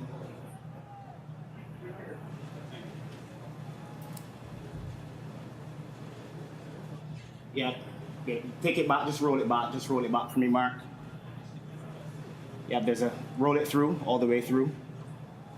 It's a flat line on Ultra Edge. Gap between bat and ball. There is no bat involved. I'm ready to move on to ball tracking when available, please. Original decision not out. Pitching outside off. Impact in line. Wickets hitting. Can you go back on field to Nigel? Decision overturned. It is in fact out, and career best figures in T20Is for Romario Shepherd. What a game he's had so far. Still has a delivery left. Kuhl T20I, very brief stay at the crease, ends 149 for 8.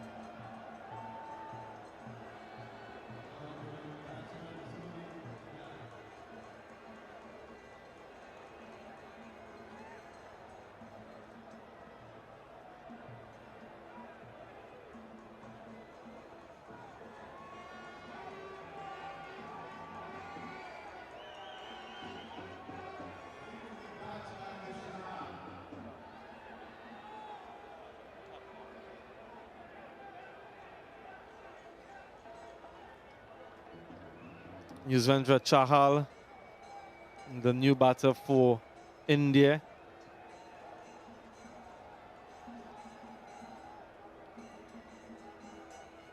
Not much from a batting standpoint, no doubt will be making an impact with the ball.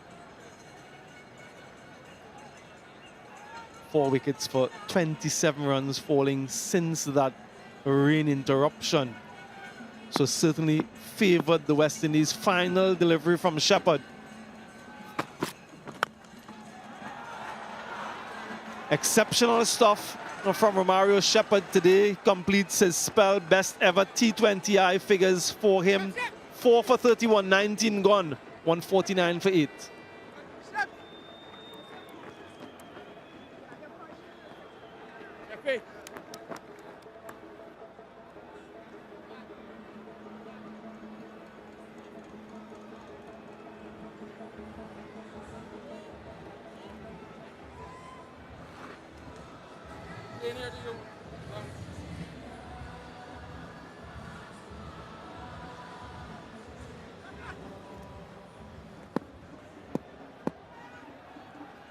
Jason Holder for the final over. Don't take the run. Wants to be on strike, Aksa Patel.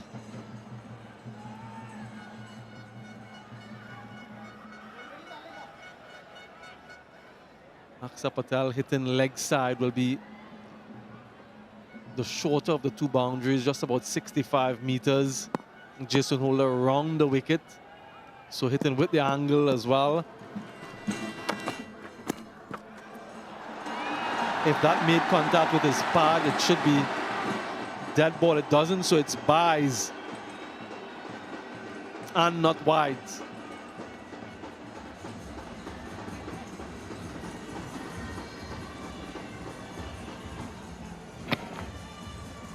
Very good foot movement.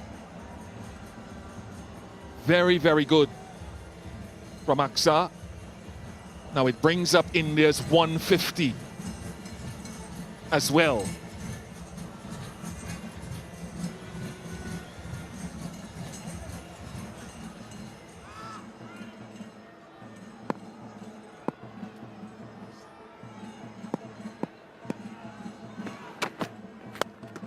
Full toss. Does it go all the way? It does. Clears Alzari Joseph at long off. And Aksa Patel gets himself a 6. And these could, time will tell how crucial it is. 4 byes and now this 6. Joseph perhaps in Holder's mind got the timing of the jump incorrect. Welcome runs for India.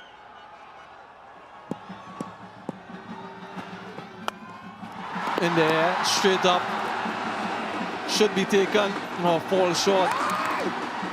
Wants 2, should not get 2. Seems as though he's gotten 2.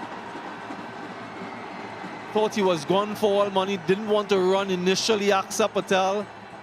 In the end, gets himself another couple. That's the reason why he's wanted strike. And just on cue, the rains are coming as well. Lots of height, and Rahman Powell just couldn't get there in time. And that little bit of a fumble allowed Aksa Patel to retain the strike. Hard to believe that was in the air for such a long period and Rothman didn't get to it. The rain is heavy, so I don't know how they can continue because this persistent drizzle could impact the surface.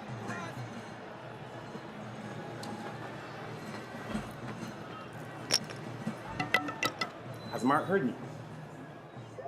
Okay. Copy that, Mark.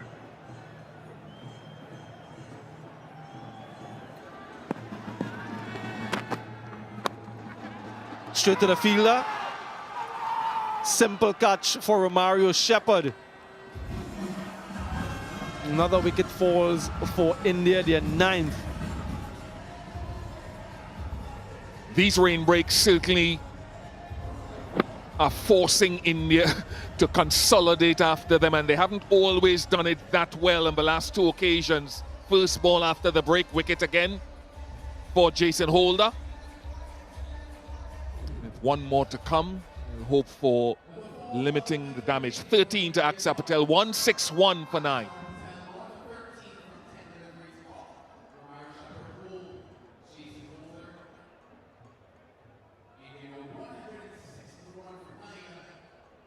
Mukesh Kumar, the final batter for India.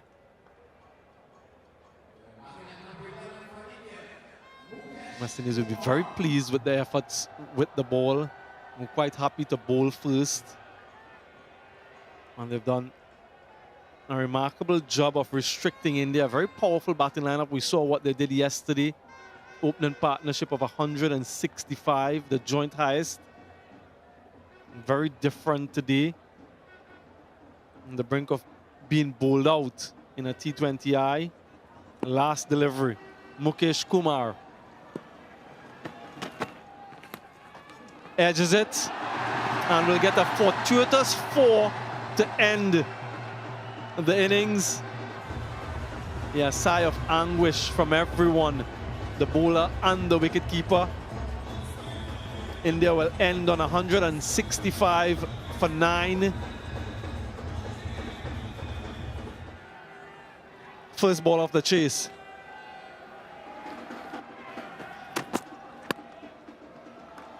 Yeah, bang on target. And that second T20I in Guyana picked up 2 wickets in his first over. Got Brandon King very first delivery. Caught that extra cover. So that memory fresh in his mind. Has the ability to swing the ball late away from the right-handers. Has a slip-in position. Also a sweep on the offside. And a square leg on the one side. So his protection square off the wicket either side.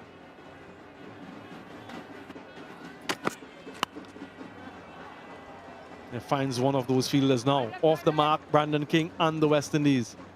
A few things that India will take into their bowling effort. Of course, you heard from Romario Shepherd talk about the bounce being a little bit lower to that received yesterday. So they might opt for closer wicket-to-wicket lines, generally speaking.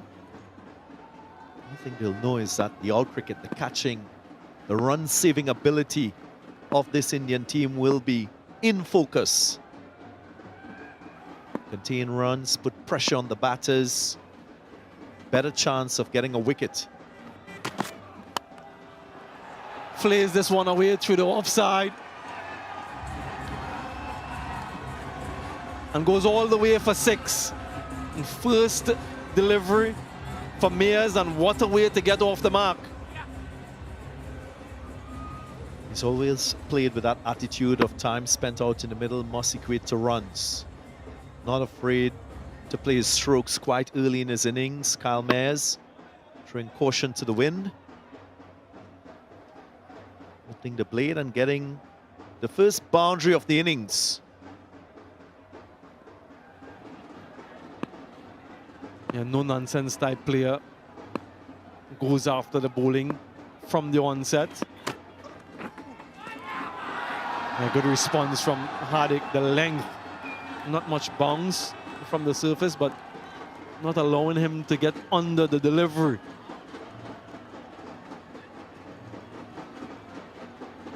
Again, a variation from Hardik Pandya, not maintaining an upright seam.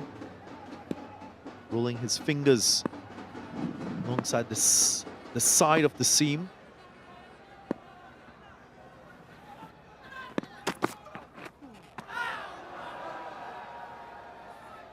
You can see the changes in the length already from Hardik Pandya, and you can see the approach and the aggression from Mayers. Looking to capitalize on this initial period. Power play of 6 overs, where only 2 fielders are allowed outside the inner circle. Raced to 17 from just 7 deliveries yesterday before he was dismissed.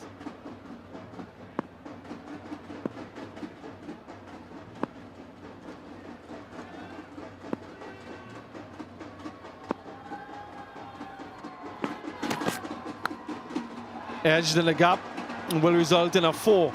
Expensive start from Hardik. A good start for the West Indies, 11 without loss.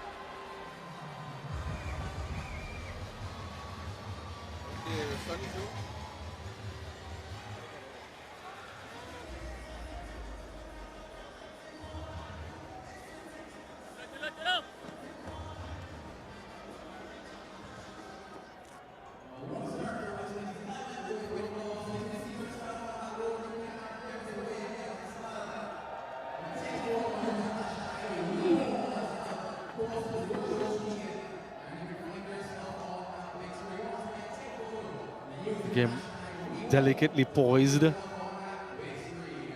West Indies might be slightly in a more favorable position, but early wickets can change that. Ashdeep Singh will accompany Hardik Pandya with the new ball. Had an impactful game yesterday, 3 for 38 in his 4. Picked up 2 wickets in the power play.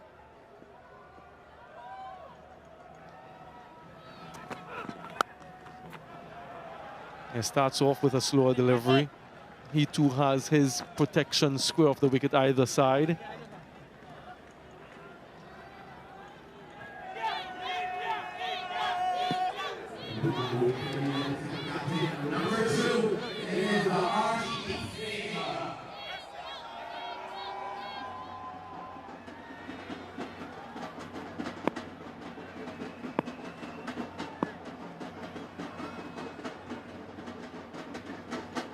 Just a slight adjustment in the field. The final leg goes to short mid-wicket. Deep backward square in position, so no one at deep fine leg. In the air, and just like he did yesterday, gets him today. So twice in consecutive matches, Ashdeep Singh gets rid of Kyle Mayers. The first one goes for the West Indies. Appears as though he was in 2 minds. Kyle Mayers hasn't really looked in control of his game with the bat. He was caught trying to play that pull to leg, then realizing that the ball wasn't straight enough, wasn't short enough. Found himself in no man's land, chipped it easily to Jaiswal, gone for 10. Kyle Mayers, it's 12 for 1.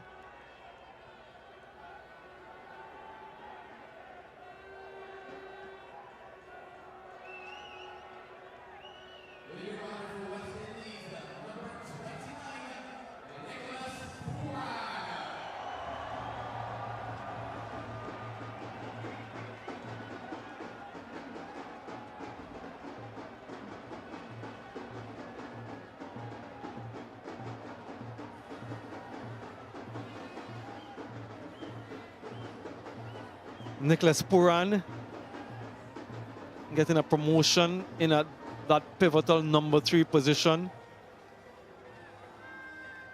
Best of 74 unbeaten. And the wicket of Kyle Mayers trying to pull, not entirely sure what he wanted to do. Indeterminate shot in the end. 4 wickets for Ashdeep Singh in the power play. The most for any bowler. Relatively simple catch for Jaiswal, and exactly what they needed in there to get themselves back into this contest if they were slightly off.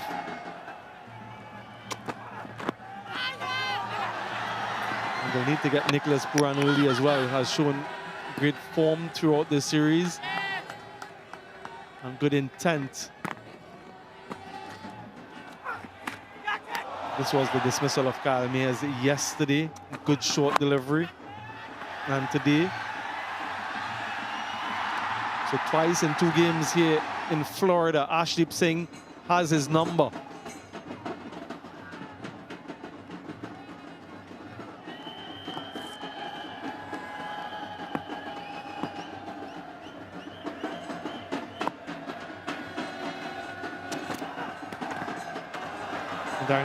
Nicholas Puran in at number 3 today. Shea Hope got 45 from 29 yesterday in that number 3 position. Your thoughts on this particular move?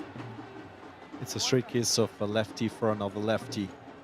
Darren Sammy and the West Indies just maintaining that left-right combination out in the middle, making it a little more challenging for batters. You can see that lowering of the bounce, pace off the ball, bowling into the wicket, proving to be a little more difficult for batters.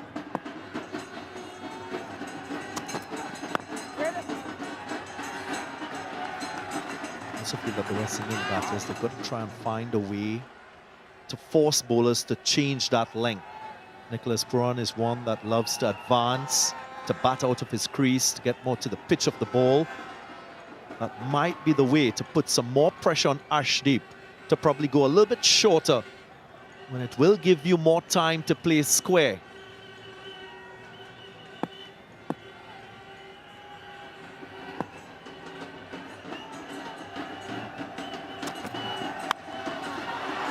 Smashes that one, Nicholas Puran. He's that type of player. Gets off the mark with a lusty blow. Successful over from Arshdeep though. 2 gone, 18 for 1.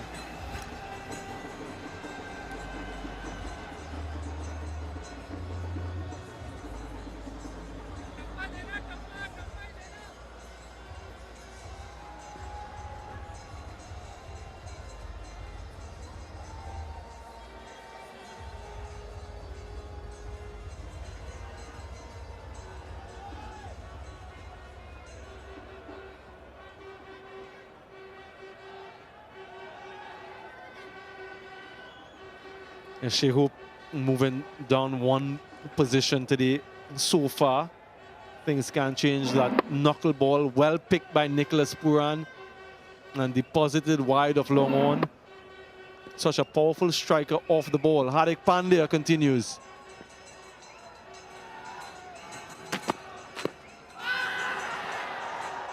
A stifle appeal. I really like that move though, to get Nicholas Puran in at number 3 and to, as you mentioned, keep that right-left combination. What it does is that it forces Hardik Pandya to think twice about introducing Aksa Patel. Aksa Patel was really good yesterday. 1 for 39 in his 4 bowled in the power play. But with Nicholas Puran at the crease, he'll be less inclined to bowl the left unorthodox in the field restriction phase of the game.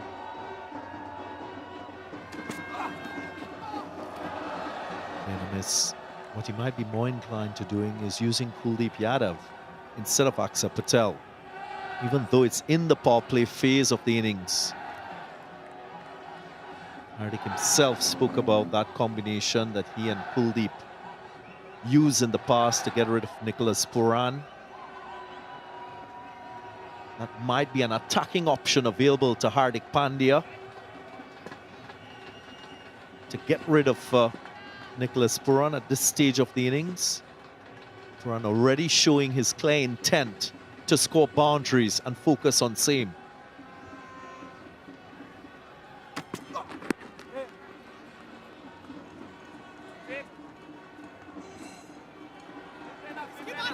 So again, it's great to see strategies being employed from both teams. Of course, trying to take the ascendancy, trying to take control of this all-important 5th T20 International that will determine the winner of the series. Thank you.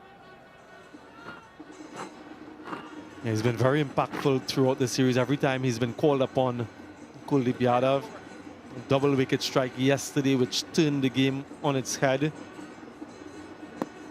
Wickets of Nicholas Puran and Rovman Powell.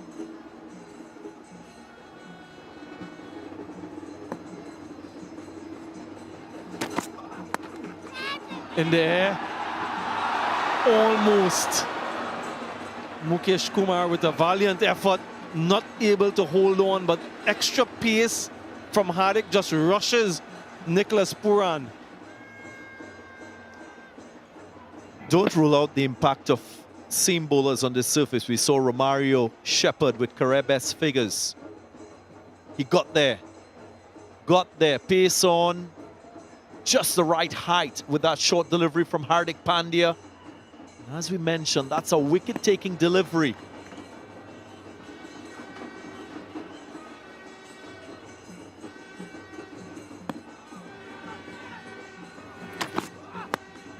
This time he connects. Missed previously, dispatches this one this time around. Yeah, that's the response from a man in form, Nicholas Puran. A player that is quite unfazed with situations around his innings. He's one that is able to wipe the pass off and focus on the next delivery, as he's done on this occasion. And Nicholas Puran is 12 from 6 with 2 sixes. Really a 6-hitter of high repute. Looking to take the bowlers down in the power play. Goes again. Gets him again.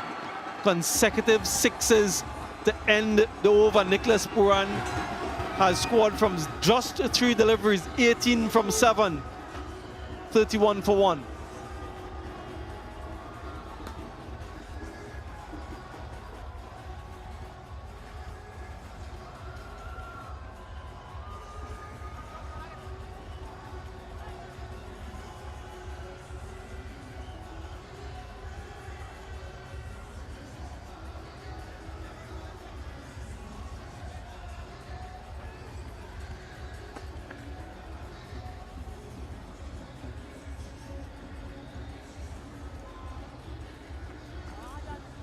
A wonderful start from Nicholas Puran. Couple of sixes in that Hardik Pandya over. That was the second 6 of the last ball. Dealing in sixes at the moment. Leading 6 hitters this series. Nicholas Puran at the top 10. Surya Kumar Yadav with 8. Powell, Varma and Gill round off the top 5.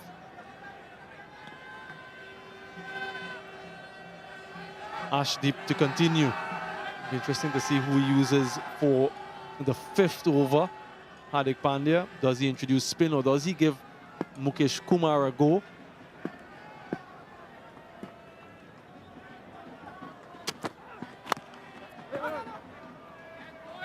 Brandon King in this series, Darren Ganga, averages 23 with a strike rate of 108. From what you've seen from him, what does he need to do to get that strike rate higher?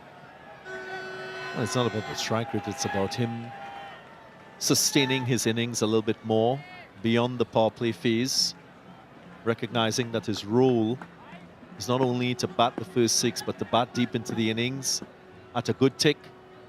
Hasn't really made use of his starts.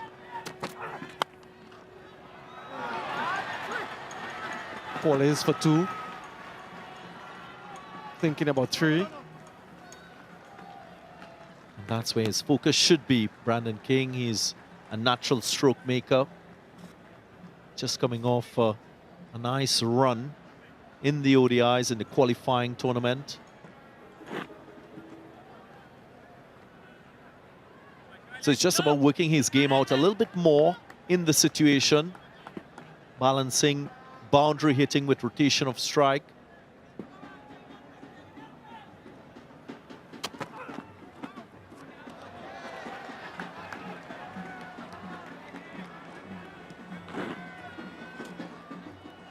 Yeah, 3 sixes from Nicholas Puran, the first from Ashdeep, and then a couple from Hardik Pandya. When you're bowling to him, you have to be so accurate, because if you miss slightly, he has that ability to hit you out of the park. He has the ability to hit you straight down the ground, through the offside and the one side as well. Togs this one, but gets the boundary. Brandon King has been huffing. This time he gets the reward. Looked as though that was an intentional closing of the face. Maybe deceived a bit with pace off the ball, so he was into the shot a little too early. And that is what pushed him to going leg side, swing already far before making contact with the ball. Luckily for him, it found the gap, and it was with the wind, leg side.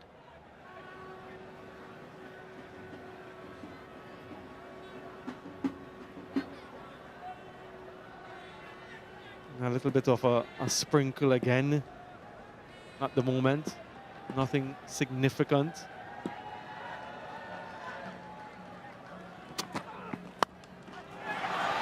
Makes really good connection. Goes all the way from Brandon King. His first 6 of the innings. Launch into this one. More convincing from Brandon King. Pace off the ball. He picked it. Didn't lose his shape, which is so important when you're on the attack as a batter. He was aiming offside, and he played it to perfection. Good boundary for the West Indies in this situation where there is a drizzle. Remember, 5 overs per team constitute a game.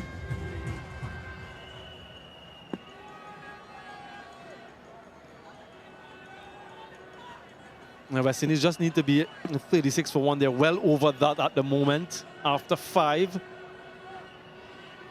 DLS score. Rating a little bit heavier.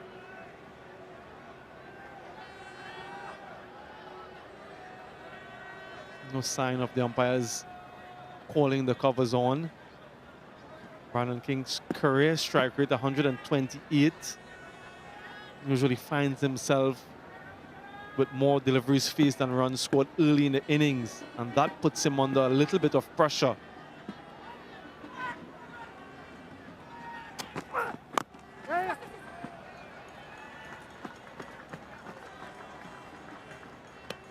Quick single to end. 4 overs gone, 44 for 1.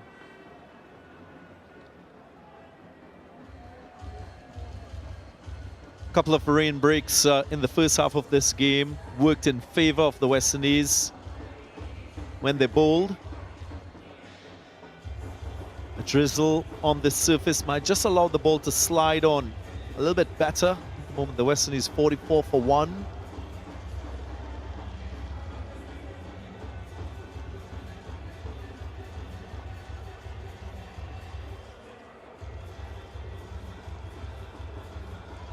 A good start, good aggressive start from the West Indies, 44 for 1. Well ahead of where they need to be. First sign of spin, as we've suspected. Kuldeep Yadav ahead of Aksa Patel because of the presence of Nicholas Puran. So Hardik Pandya just having to change his plans slightly from what he did yesterday. Well, it's an attacking plan. He's trying to get Nicholas Puran out to take his impact out of the innings. And he's using that matchup of Kuldeep to Puran. 7 times he's bowled him, 4 times he's gotten him out. Just for an average of 10. So pressure on Puran, both technically and psychologically. And I can see Kuldeep Yadav just drying the ball. You mentioned we've had some interruptions due to rain and what impact that will have on the wrist spinner. Making an adjustment in his field. Mid-wicket goes squarer. Deep mid-wicket that is, and has a sort of regulation short mid-wicket. Dances down the track. Doesn't get anything for that. It's a lusty blow. Nicholas Puran in the way. Yeah, Puran surely will have to score a boundary to replace what would have been runs, maybe 4 for Brandon King. Also would like to make the point that we've seen in recent times West Indian batters be more confident in using their feet to spinners, something that Carl Hooper has introduced into this West Indian side. Carl Hooper himself, a very good player of spin, and used that approach to score runs and to counter spinners in his time playing. And that shot has brought about a change in field. So the long off in position, mid-on in the circle.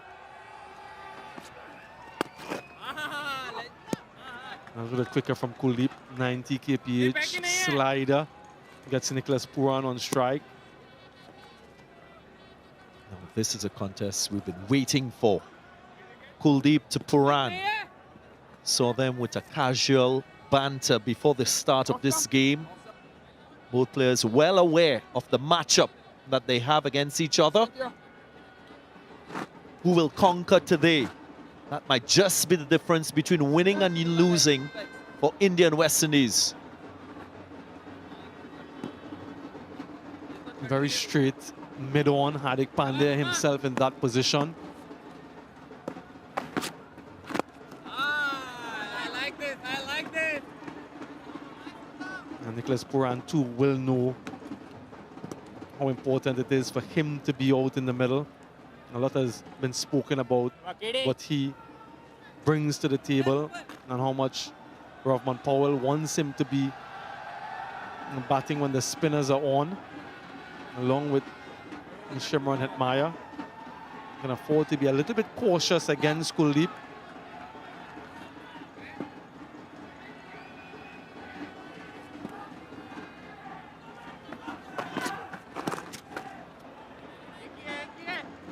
Another quicker delivery from Kuhl T20I. I just wonder if he's gripping it all right. We've seen him bowl that delivery quite often in the IPL. 113 kph at that time. Still has to have the courage to flight the ball, to try to turn the ball away from Nicholas Puran. That's the effective delivery to Puran. The conventional wrist spin. Huge shout, raises the finger. Nicholas Puran reviews it immediately. He figures as though he's gotten some bit of bat on it. And that ball is dead.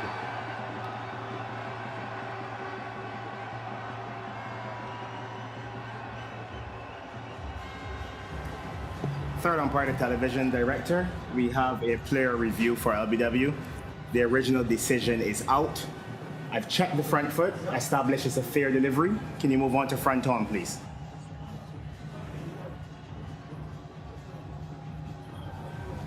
Front arm coming up.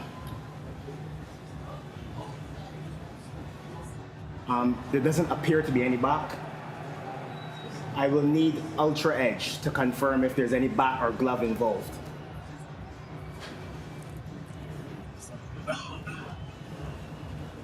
Ultra edge coming up. Yes, there is a spike as the ball is resting on the glove. I'm satisfied the ball has hit the batter's glove. I'm going to have to go back on field. Yeah, Gregory. decision overturned. Clear gloves on that one from Nicholas Puran. He survives. 5 overs gone, 47 for 1.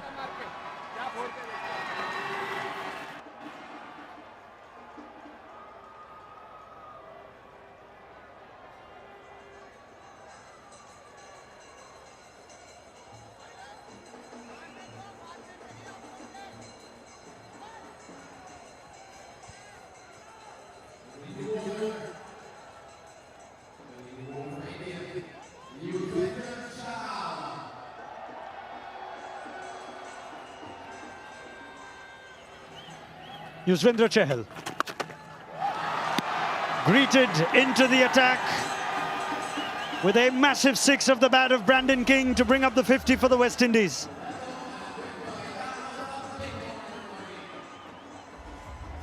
It's thrill a minute, this power play.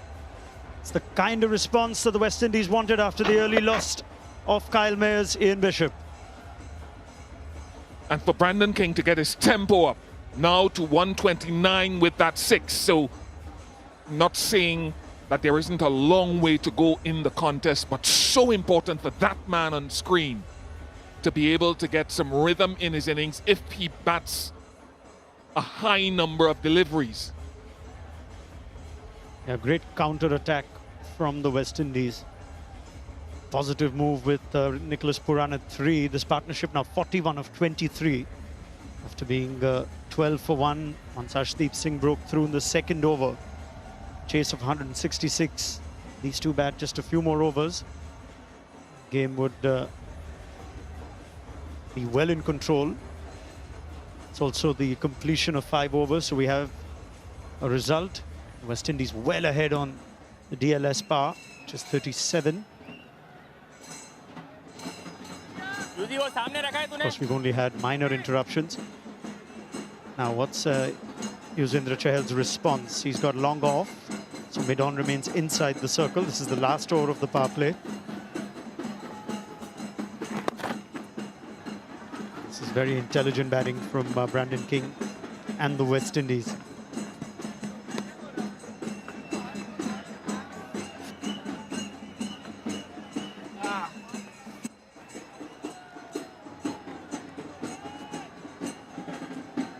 India thought they had wicket of Nicholas Puran, but technology adequately used coming to the aid. That is the big wicket. Who can get Puran? Kuldeep's got the favourable matchup. Puran's shown a keenness to take down Yuzvendra Chahal. It's got a deep mid-wicket. Chahal is still adjusting. And a long on.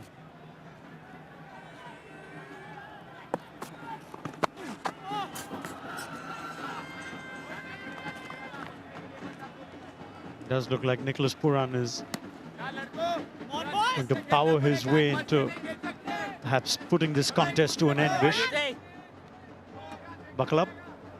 What you don't want as a batting team, yes, you want to maximize the last over of power play, but you don't want to lose a wicket and get a new batter in heading into the middle overs.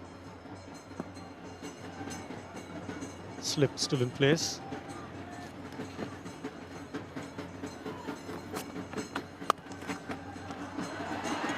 Short, wide, punished.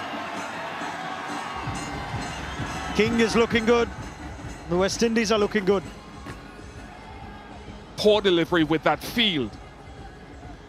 He's got a long off, so if it's off stump, the length has to be a little bit fuller. Otherwise, he's got to be straight in his line with a fielder at deep mid-wicket. So Chahal, with his high standards, knows that was not great execution. 3, 4, 6 sixes. We're just into the final over of the power play.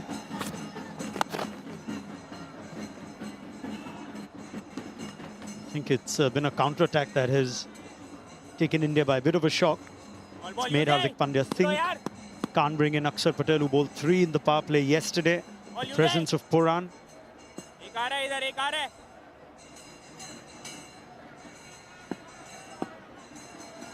Slip has now gone out as a result of that last boundary. Extra man, the offside.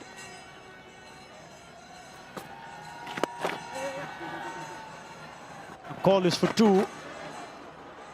It's an easy 2. That is a terrific way to finish the power play. 14 of Chahal's first, 61 for 1, the West Indies.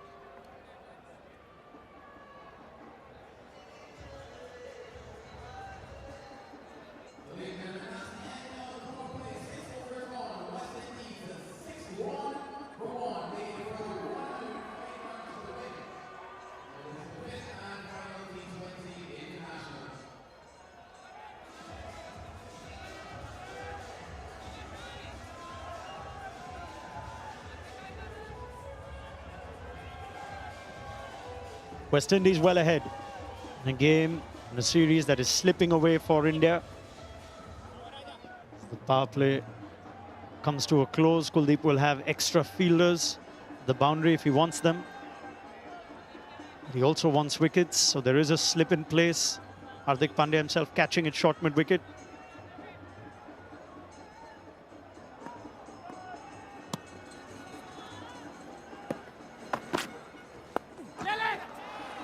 High risk, high reward.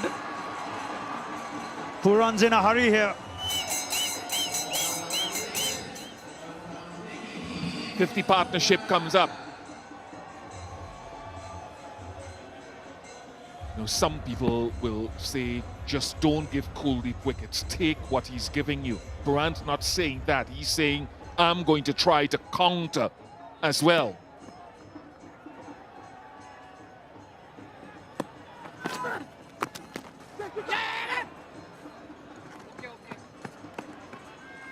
You're a West Indies fan sitting at home. This game is in control or under control. 7.32 the asking rate. Kuldeep is at the better of Puran this series in his T20 career. Sure, you're telling yourself, just see him out, just bat normally. I don't mind the approach from Puran though, Bish. It's not putting it on himself to bat through. He's keen to take the game on.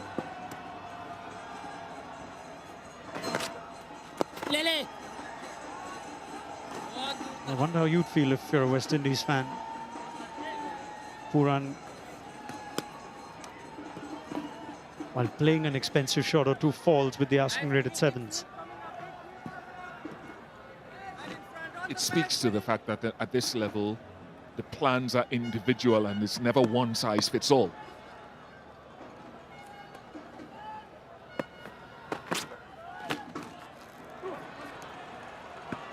Saw him practice that a lot before the start of play. Kyle Hooper was firing the underarms and Puran was playing paddle after paddle.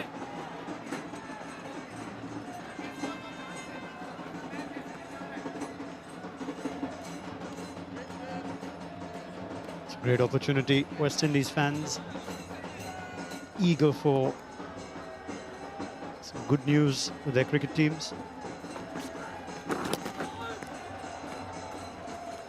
Missed everything.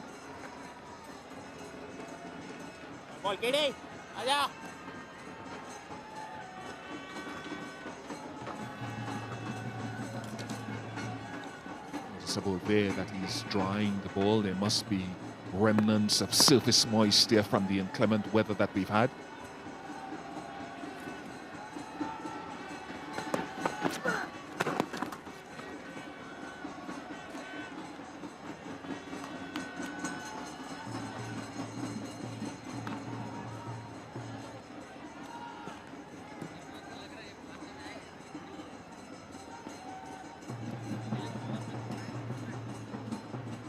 Pictures suggest that rain's gotten a bit heavier, but the skies are promising as of now. Not a lot of grey clouds. We haven't had lengthy interruptions.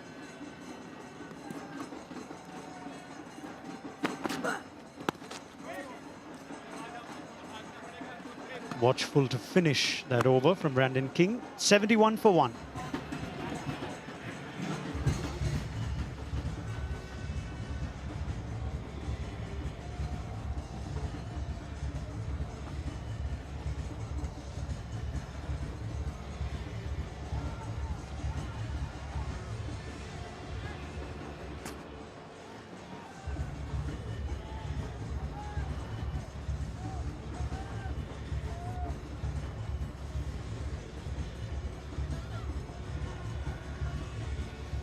Excellent partnership this after the fall of Kyle Mayers has just put a gap between those two worms.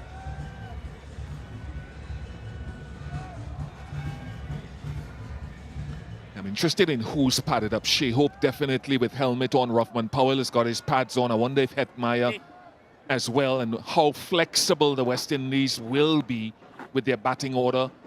Let's say left-right combinations. Change, a late change there as well for Chahal. Not the first time in the series. Yeah, it's a recurring theme.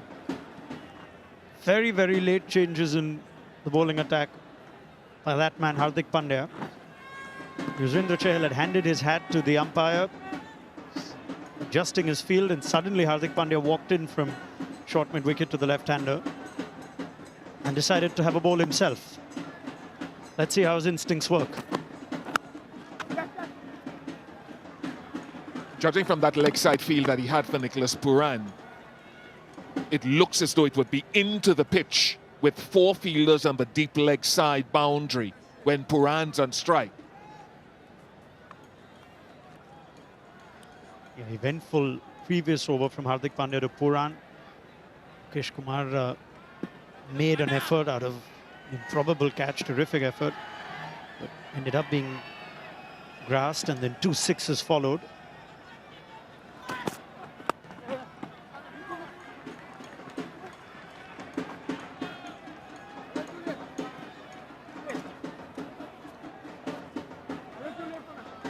Let's view that leg side field again. And I'm not saying it's going to be the only way to go against Puran, but remember earlier in the series, Hardik got him caught pulling at, I think, deep mid-wicket.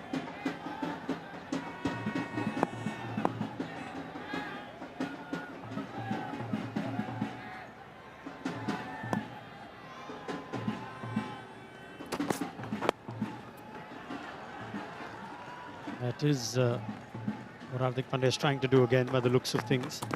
Line is very straight. 4 men on the boundary on the leg side.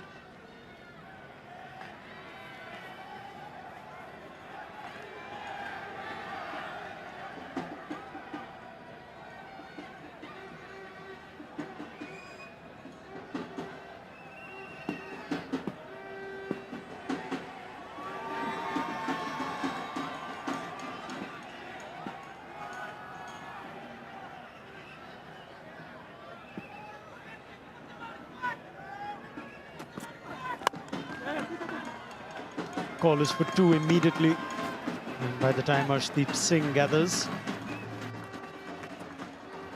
they're controlling this chase expertly. Brandon King and Nicholas Puran plays into Brandon King's, say, more comfortable style of play. He's not known for high strike rate, but he's going at 132, asking rate just over 7.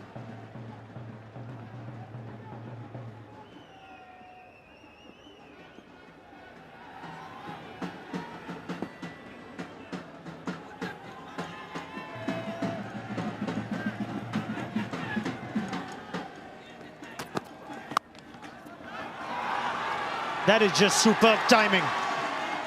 It has raced past Arshdeep, who stood no chance. And that's where Brandon King is so strong. Sometimes it has led to his downfall, flashing outside the off stump. But for him, he'll say it's a high percentage option. Hardik Pandya wanted Arshdeep to dive.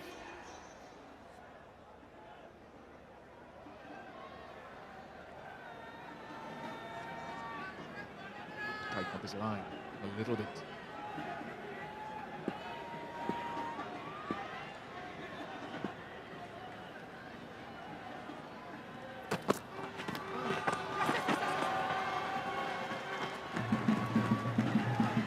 Another good over. 10 off it. West Indies going at over 10s, 81 for 1.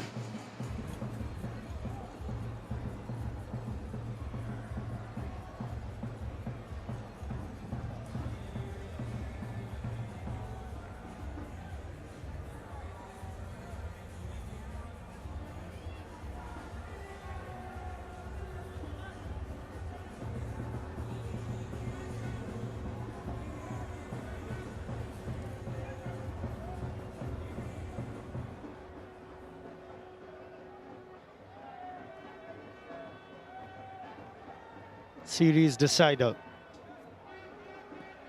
It is the West Indies that are looking good. Kuldeep Yadav, who is Hardik Pandya's trump card, bowls his third. And it's easy from a West Indian perspective, and I know you're watching across the globe, but sometimes it's hard to think logically. But this is Kuldeep's third over, none for 12. So if you don't give him a wicket and take, obviously you're still going to look to take what you can get out of the over, then he perhaps will be out of the attack after this over and maybe hold one back. Hardik Pandya will try to hold one back. So that has to be at the forefront of your mind as batters. Yes, you're still looking to score, but you're well ahead of where India were at a similar point. 14 runs better.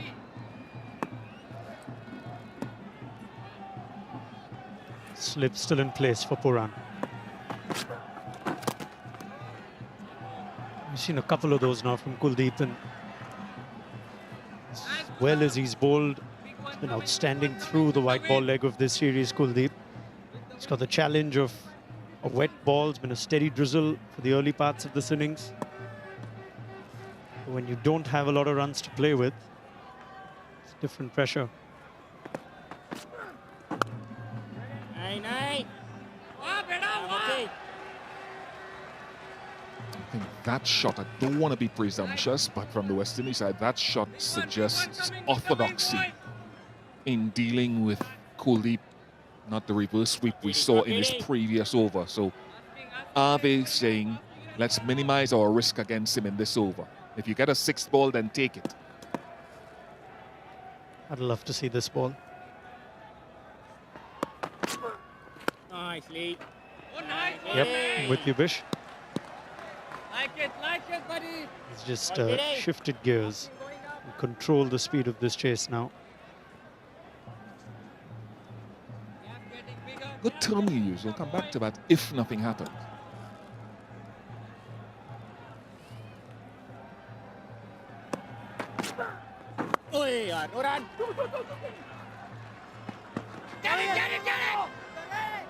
Ronald used the word gears, and there are still gears that you use even in T20 cricket, more so in the longer formats of the game, where you have to sometimes just shift down one and then shift back up a couple and understand when you're in front of the game, when you're ahead, when you're behind.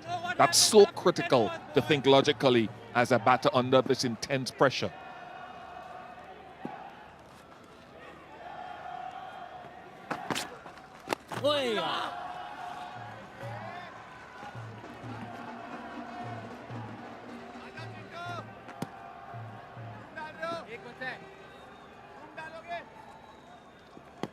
Well, one thing that we've learned of this wonderful facility here in Lauderhill, Florida, is Indian fans coming in from all parts of the United States, is it's certainly playing better. Back-to-back games. Sure, a bit of rain would have helped, but the most successful run chase, or the highest successful run chase, was 96 until yesterday.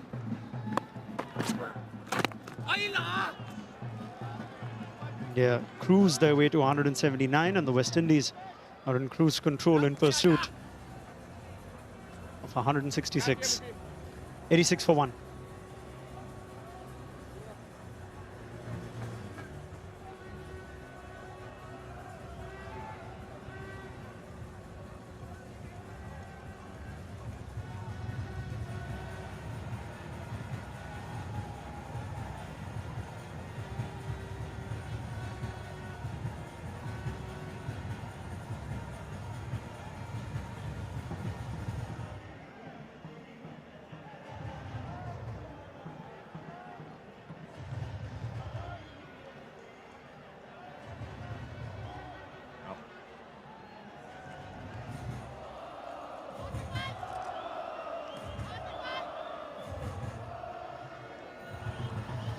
Mukesh Kumar, who's been used towards the end of the innings in the last few games by Hardik Pandya, has now been introduced.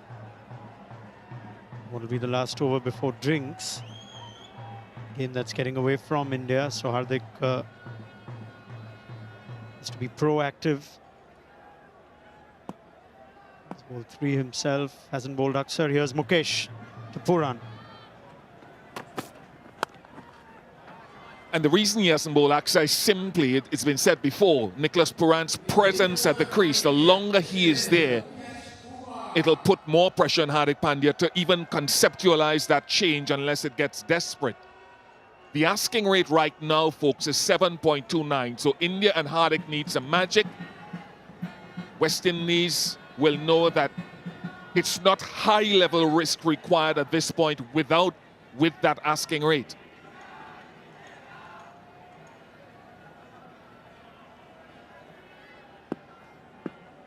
Mid off inside the circle, deep third.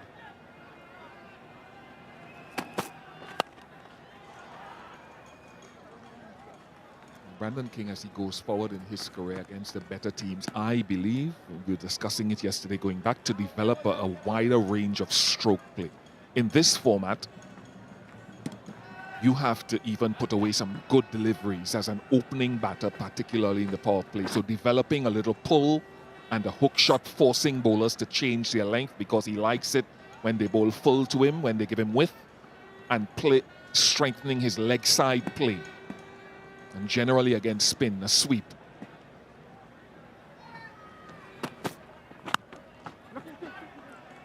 Pace off from Mukesh, and Puran continues now to just navigate this chase with singles. Yeah, and for Brandon King, important innings. The player who's otherwise had quiet white ball series.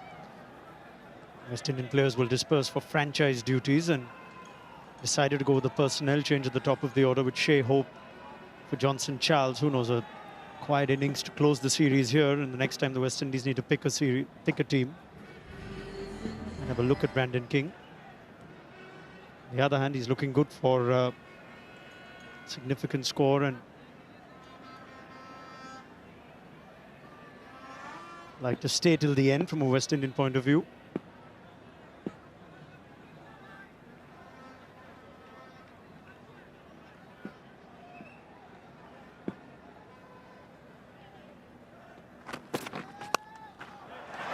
That's in the air. It is safe. Brandon King suddenly decided to take Mukesh on. Looked like the two batters were content just milking him for singles.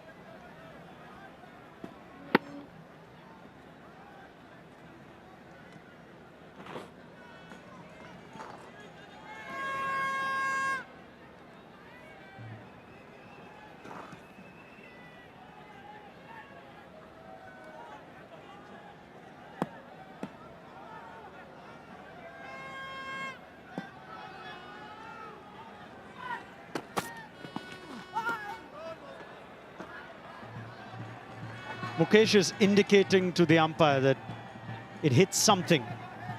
Perhaps the arm guard or the elbow of Nicholas Puran. It's been given wide.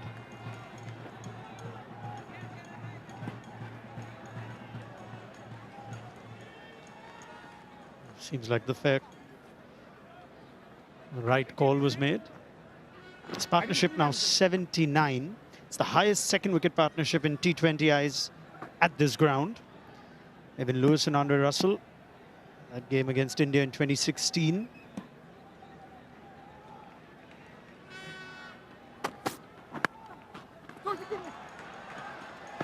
No.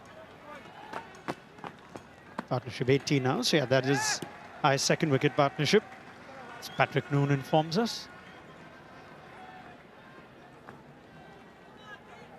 You remember his name, Vish? Completely forgotten it. And it'll be interesting to see whether Kuldeep is now out of the attack, at least temporarily, having bowled 3 overs for 16. But most importantly, no wickets to him. That would have been a big discussion for the West Indies. Don't give him wickets. In the air, in the gap. And 4 more. In full flow now, Brandon King and the West Indies. Boundary to finish Mukesh's first. It's 96 for 1. And for the final time on this tour, a Blue Waters drinks break.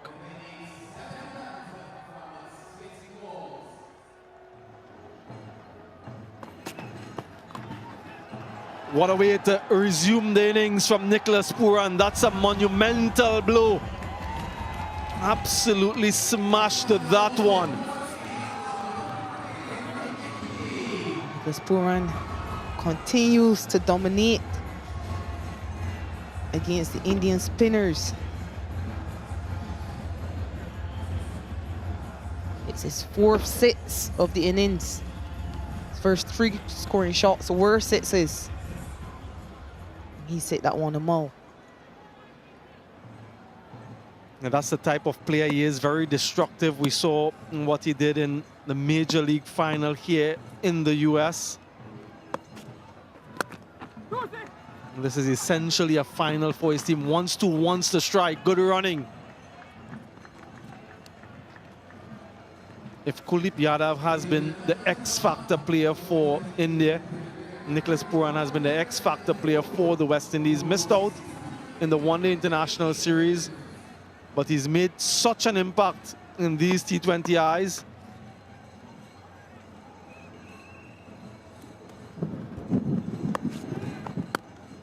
And that one from the front of the hand, that's one of the variations that Chahal uses, particularly against left-handed batters. Essentially a slider that goes straight on with the hand. He bowled lots of those deliveries when he bowled in the power play.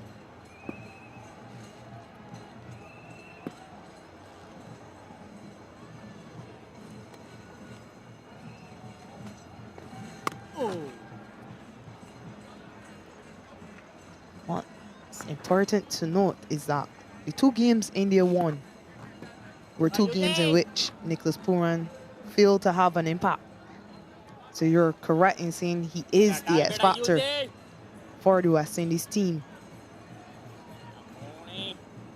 He knows his importance to this team's success.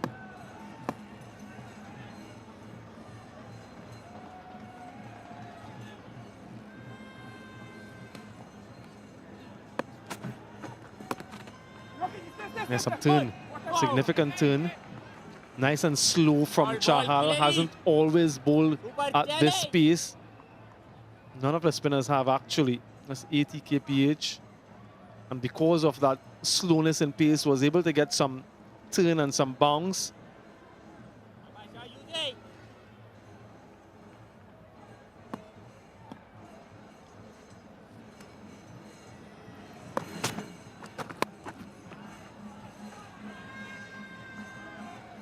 Single to end. 11 overs gone. 107 for 1.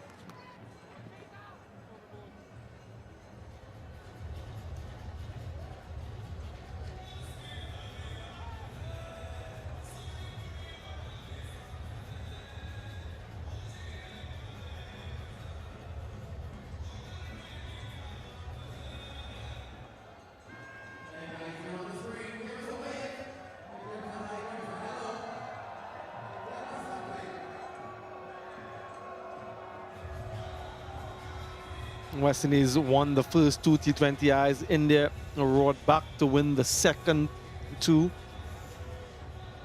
And set up the grand finale here today. Winner take all. Kuldeep back into the attack for his final over. None for 16. Remember that historically, no team that has been 2-0 down in a 5-match T20I series has managed to rebound to win. So history on the side of the West Indies.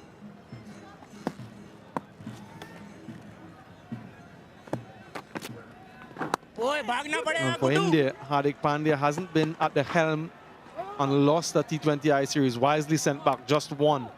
West Indies have an opportunity, Shakira Selman, to win back-to-back T20 International Series for the first time since 2017. And it's something that will boost their confidence. West Indies, of course, preparing for that 2024 T20 World Cup. Having missed out on qualification for the 50-over World Cup. So all their focus now is on preparing for that World Cup, getting the best team, and building winning habits as well.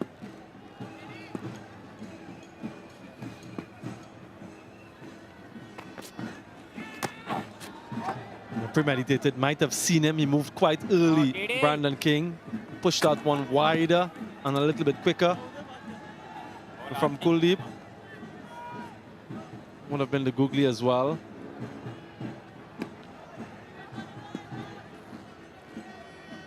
He only has 4 balls left in his spell, Kuhl Yadav. Just wonder if perhaps it would be wise to just see it out.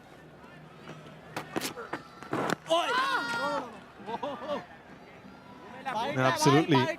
Once you minimize the damage that he can do, usually you're in a better position as a team keep him out of the game from a wicket-taking standpoint, which they've done quite well.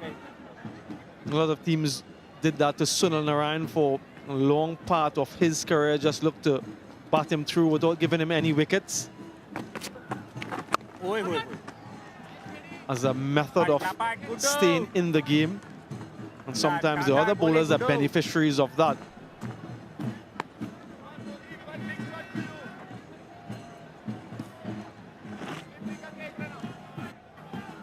And Nicholas Puran, as you mentioned before, when he's done well, West Indies have won 41 in the first game, 67 in the second. Those two they won. When he got 20 in the third and just one in the fourth, those were the two that they lost. Another significant contribution today, and they're on course for another victory.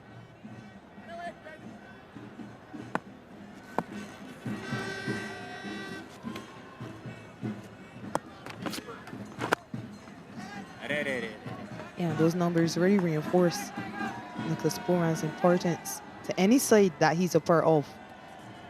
Hardik Pandya pointing out in those first two games how difficult it is to bowl to and inform Nicholas Puran. Final delivery from Kuldeep. Wanted the single, Brandon King. Puran didn't. End of Kuldeep's spell, none for 18 from 4. 12 overs gone, 109 for 1.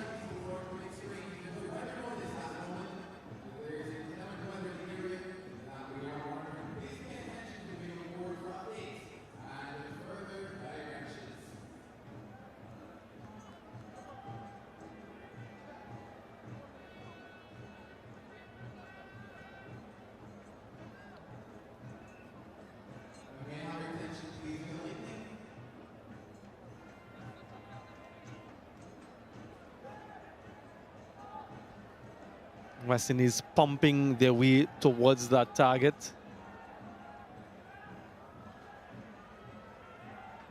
After 12 overs, India were 94 for 4.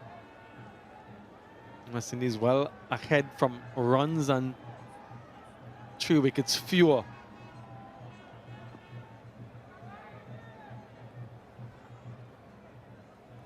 It's been an excellent partnership so far. No answers by the Indian bowlers, but Chahal to continue for his third. And from here on in, it just requires a measure of intelligent cricket. And these two are well set. They don't want to leave it to anyone else, something that coaches and captains talk about. Once you're in, you stay in, you get your team over the line. You don't give the opposition a sniff. I know that Nicholas Puran might be thinking boundaries now because that last over from Kuldeep was quiet deliberately. And so he might feel that he has to make up. Unfavorable matchup for him with Chahal turning in, and you can see quite early looking to be aggressive. And whilst he will be looking to continue to take on the Indian bowlers, especially now that Kuldeep Yadav is bowled out. In that second game, at the end of that second game, rather, he did point out that he wants to get into the habit of seeing the team over the line.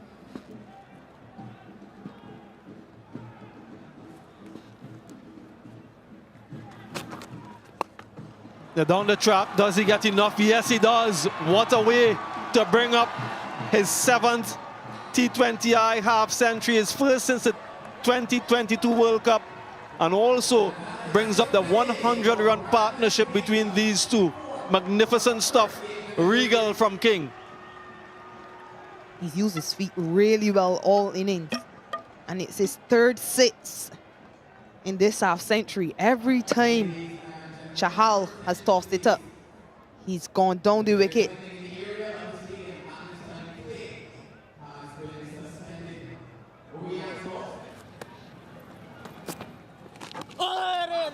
Nice and slow on some turn. Very watchful, Brandon King. Had to delay slightly because of the pace of the delivery. And some reaction from the surface for the wristy. Just keep an eye on his pace. He did get one to turn quite prodigiously before that break. One he bowled at 80 Ks as well.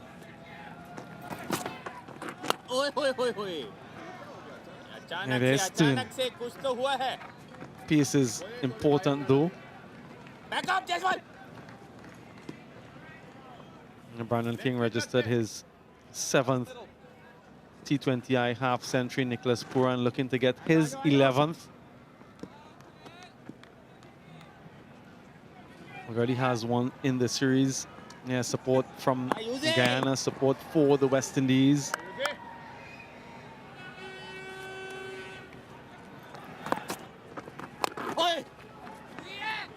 Once two, Nicholas Puran, just one. Chahal's over comes to an end, 119 for 1.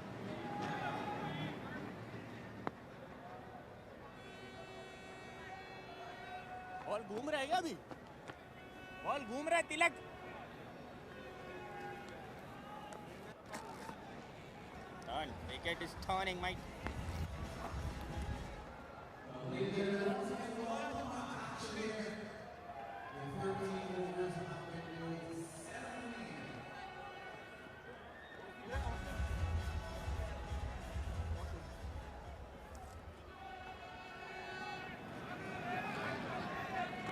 Thank you. Tilak Varma for his first bowl in the series, first bowl in international cricket.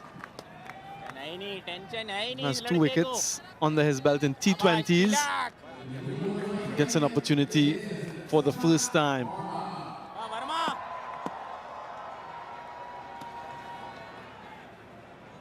Slipping place. And what a start. A shout for Stumped. Is that the breakthrough that they're looking for? Is that his first wicket in internationals? We'll wait.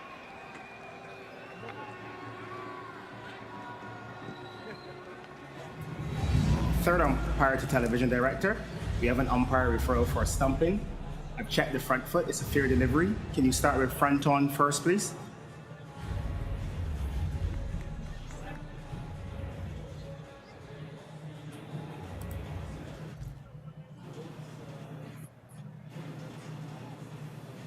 There appears to be a gap between bat and ball. I will need ultra edge to confirm if there's any bat involved.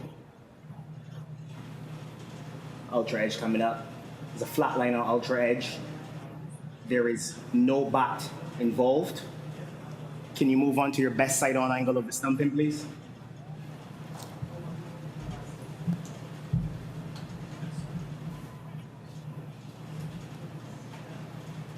Ball is safely gathered.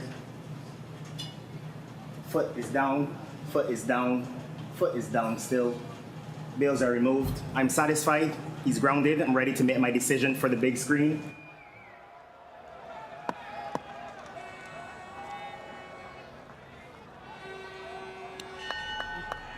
Good work from Sanju Samson, but not out. So it's not a first ball wicket in internationals for Tilak Varma. Is it a second ball wicket for Tilak Varma? Wasn't the first. Has another go at it. Not out initially, but it's reviewed.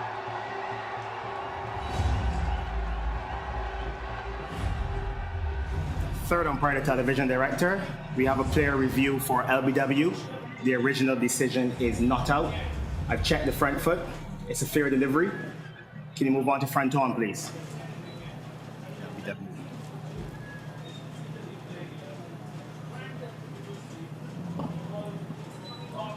There doesn't appear to be any bat. It looks like it may have come off the glove or forearm. Can you please just give me ultra edge? Yeah, there's a spike as the ball hits the bat. There's a spike as the ball hits the bat. So it's not out LBW. Just roll it all the way through to the catch. It's not out LBW. Let's move on to the catch. There's a clear spike on the bat as the ball is next to it. Just move on and make sure the catch is safely taken, please, Mark. Catch is cleanly taken. I'm ready to go back on field to Nigel. Nigel, I have to ask you to overturn your not out confirmation decision of the wicket decision overturned. Second ball in international cricket. Tilak Varma gets his first wicket. What a start for him. He's been exceptional with the bat. Now he's given his team just a sniff with the ball. Nicholas Puran gone for 47 of 35. Shea Hope, the new batter for the West Indies. Played his first game yesterday. Hope got 45 from 29. Looked in good nick. Played the spinners well, ran between the wickets excellently. And the partnership finally broken. Tilak Varma, the man to do so. No slip for the right-handed Shea Hope.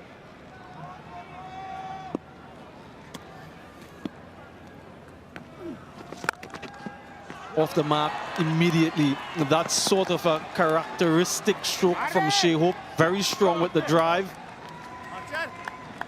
Do they believe in Shakira Salman? They have to keep believing, and this wicket will give them more hope. An eventful start to the over. First one was an ambitious appeal for stumping. The second ball for Tilak Varma in international cricket, and he gets the praise wicket of Nicholas Puran. That's it! Down the ground, falls short. Aggression from Shea Hope. Perhaps in the slot he felt didn't get it where he would have liked. Remember, he was caught at long on in yesterday's game. Scored 45 of 29 on that occasion. Now this is something that both teams will be looking to improve upon, or to find a player in their top order, their top 4, top 5, who can bowl a few overs. Catch it! Is Tilak Varma the answer for India? Nifty footwork by Mukesh Kumar. 2 runs the result. So successful over. First in internationals from Varma. A 124 for 2.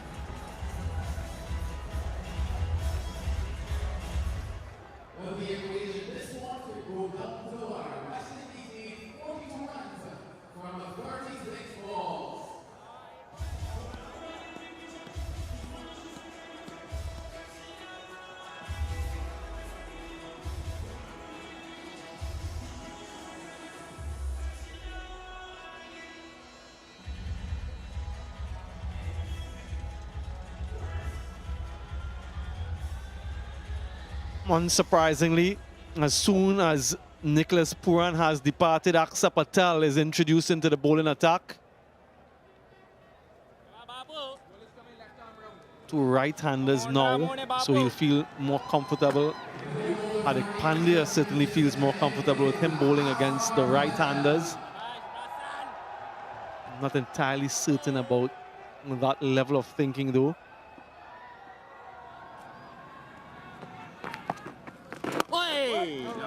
Aksa Patel is certainly a quality bowler, a skillful enough bowler to bowl to both right-handers and left-handers. Anyway, he's on now.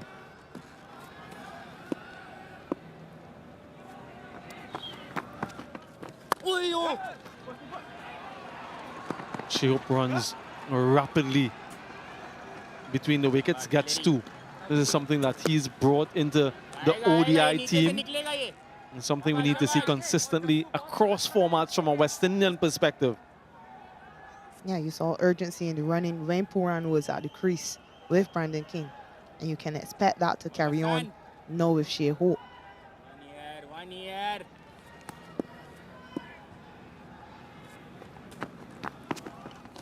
Oh.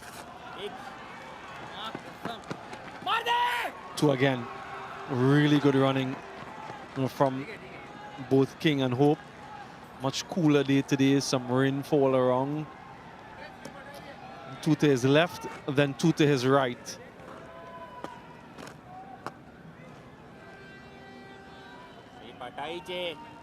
Change in field now. Slip comes out and there is an extra fielder, extra cover.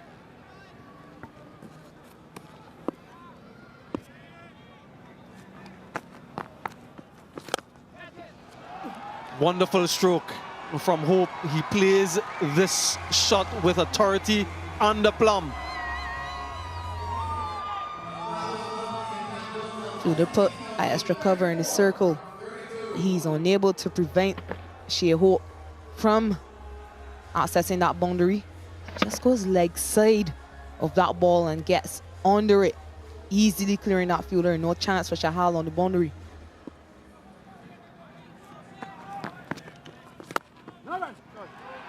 He doesn't make too much of an adjustment with his line. Needs to be, I would presume, finishing on leg stump for someone like Shea Hope, who's strong through the offside.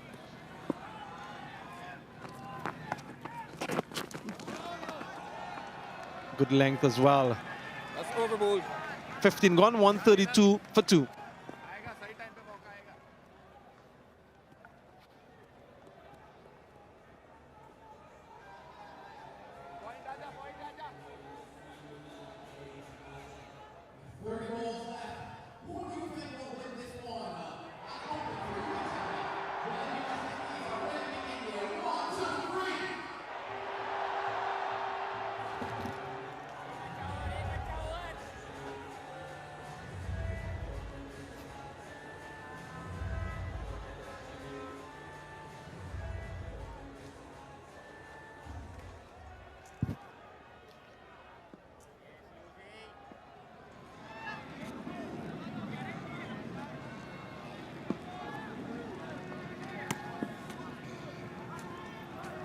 Jahel, No run.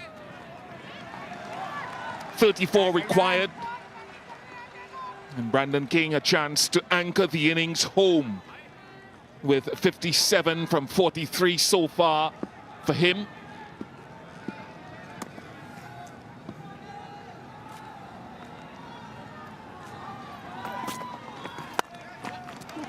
Nice, 2 is the call.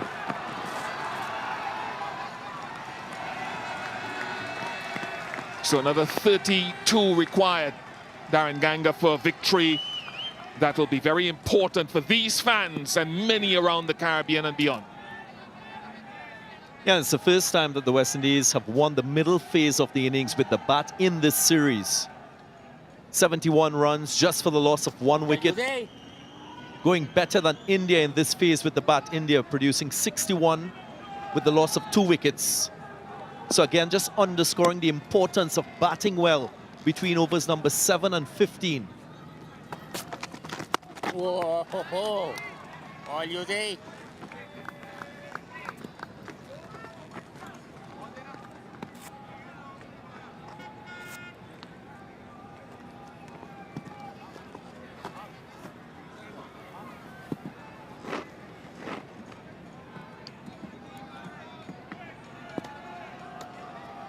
Only time will tell how much impact the inclement weather has had on the ball when India have been in the field, but it's been noticeable having that rag out. Yes, you'll hear from them after the game. But today, just revisiting all that has happened so far. With 31 to get, West Indies certainly bowled a lot better in this game than they did in the previous 2. Yes, Surya Kumar Yadav got 61. Tilak Varma was dismissed by a very good catch from Roston Chase. But Shepherd was outstanding with his best T20 international figures, picking up his form after some indifference in the last 2 matches. Hussain was outstanding. And Jason Holder with 2 for 36. And now the West Indies with a chance with 31 required if they bat smartly from 27 deliveries.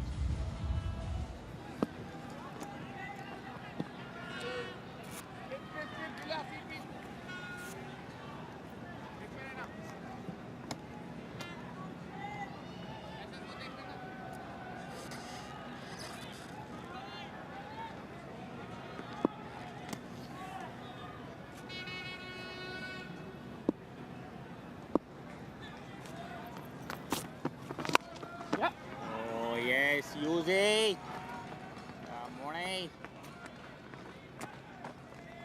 I guess the other great learning for the West Indies will be the accomplishment of Nicholas Puran batting at number 3. Of course, the primary let it go.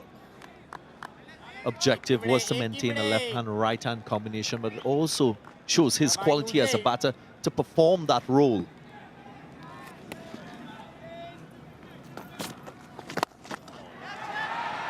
Down and over. Long on. Wonderful shot. Brave shot from Brandon King.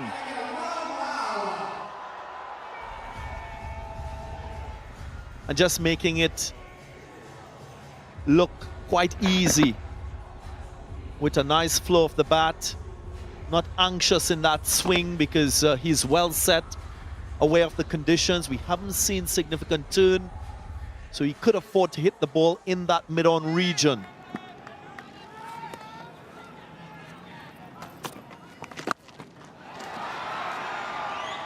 More of them, King saving his best for last. And he'll be hoping taking the West Indies to a win and a series win. 148 for 2.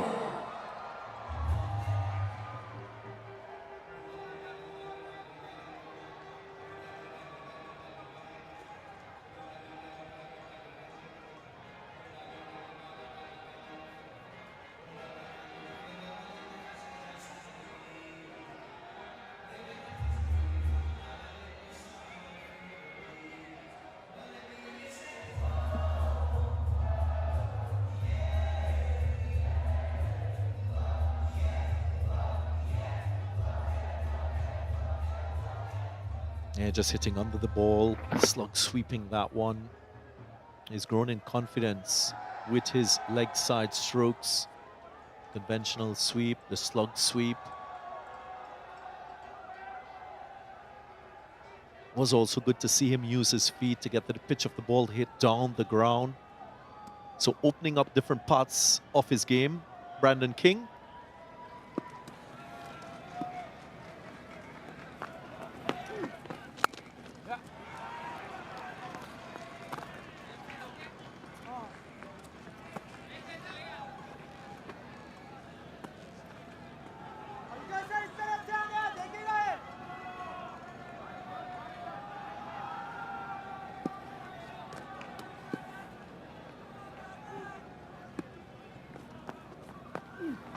Catch it.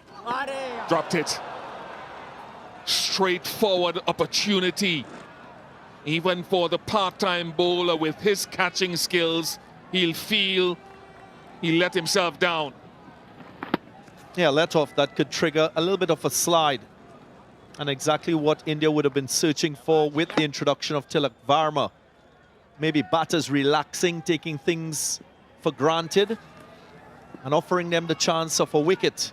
Not on that occasion.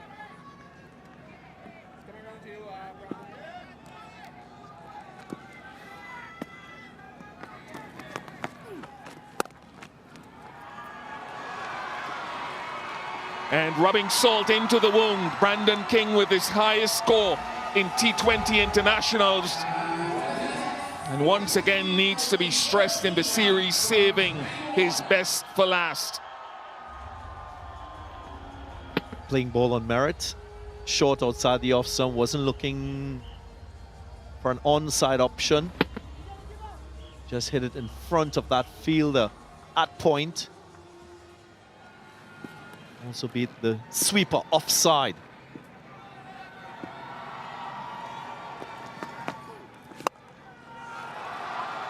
Magnificent. Regal in every sense of the word. Such ease and poise from Brandon King.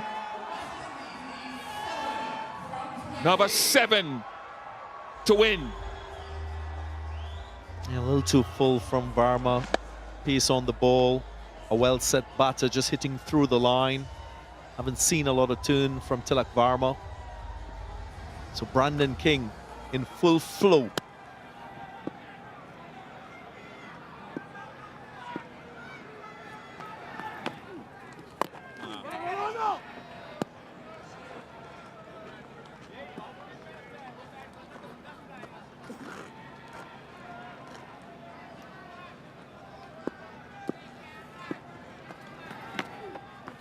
That's it.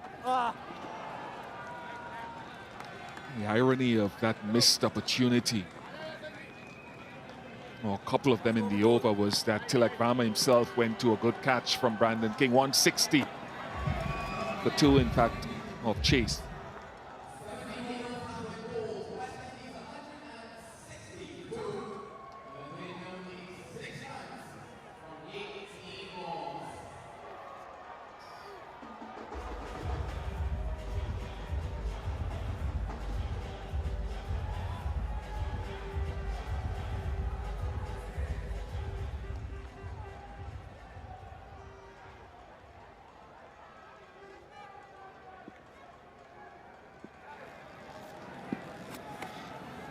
Yashasvi Jaiswal.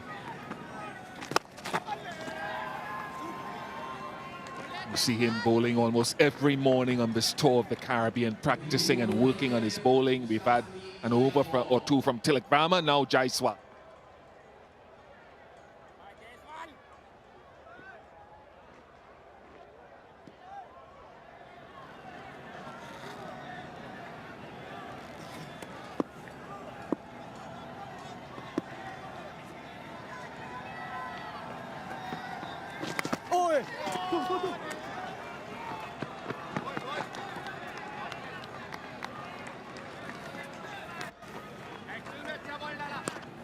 Three to win for the West Indies. Their long-suffering fans around the Caribbean, around North America, around the globe can feel a sense of real enjoyment.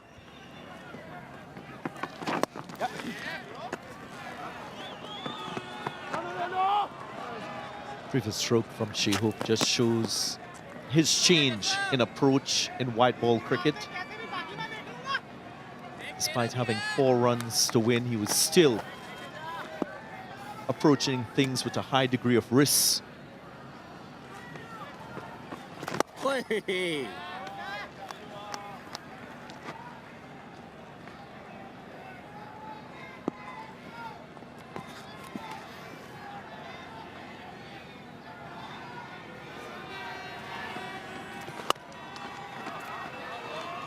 Scores a level. And just 1 required from the last 13 deliveries, and Rovman Powell can exhale. It will be a real achievement of substance coming on the back of the win in South Africa earlier this year.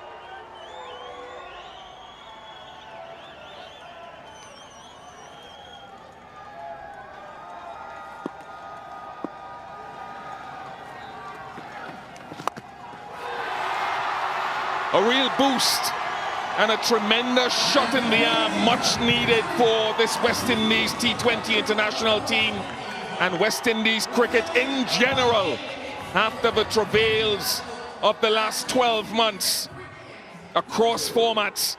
It is a series win in the decider here in Florida. Rovman Powell has led this team magnificently. Darren Sammy will feel a sense of achievement coming on the back of the last T20 win in South Africa earlier this year.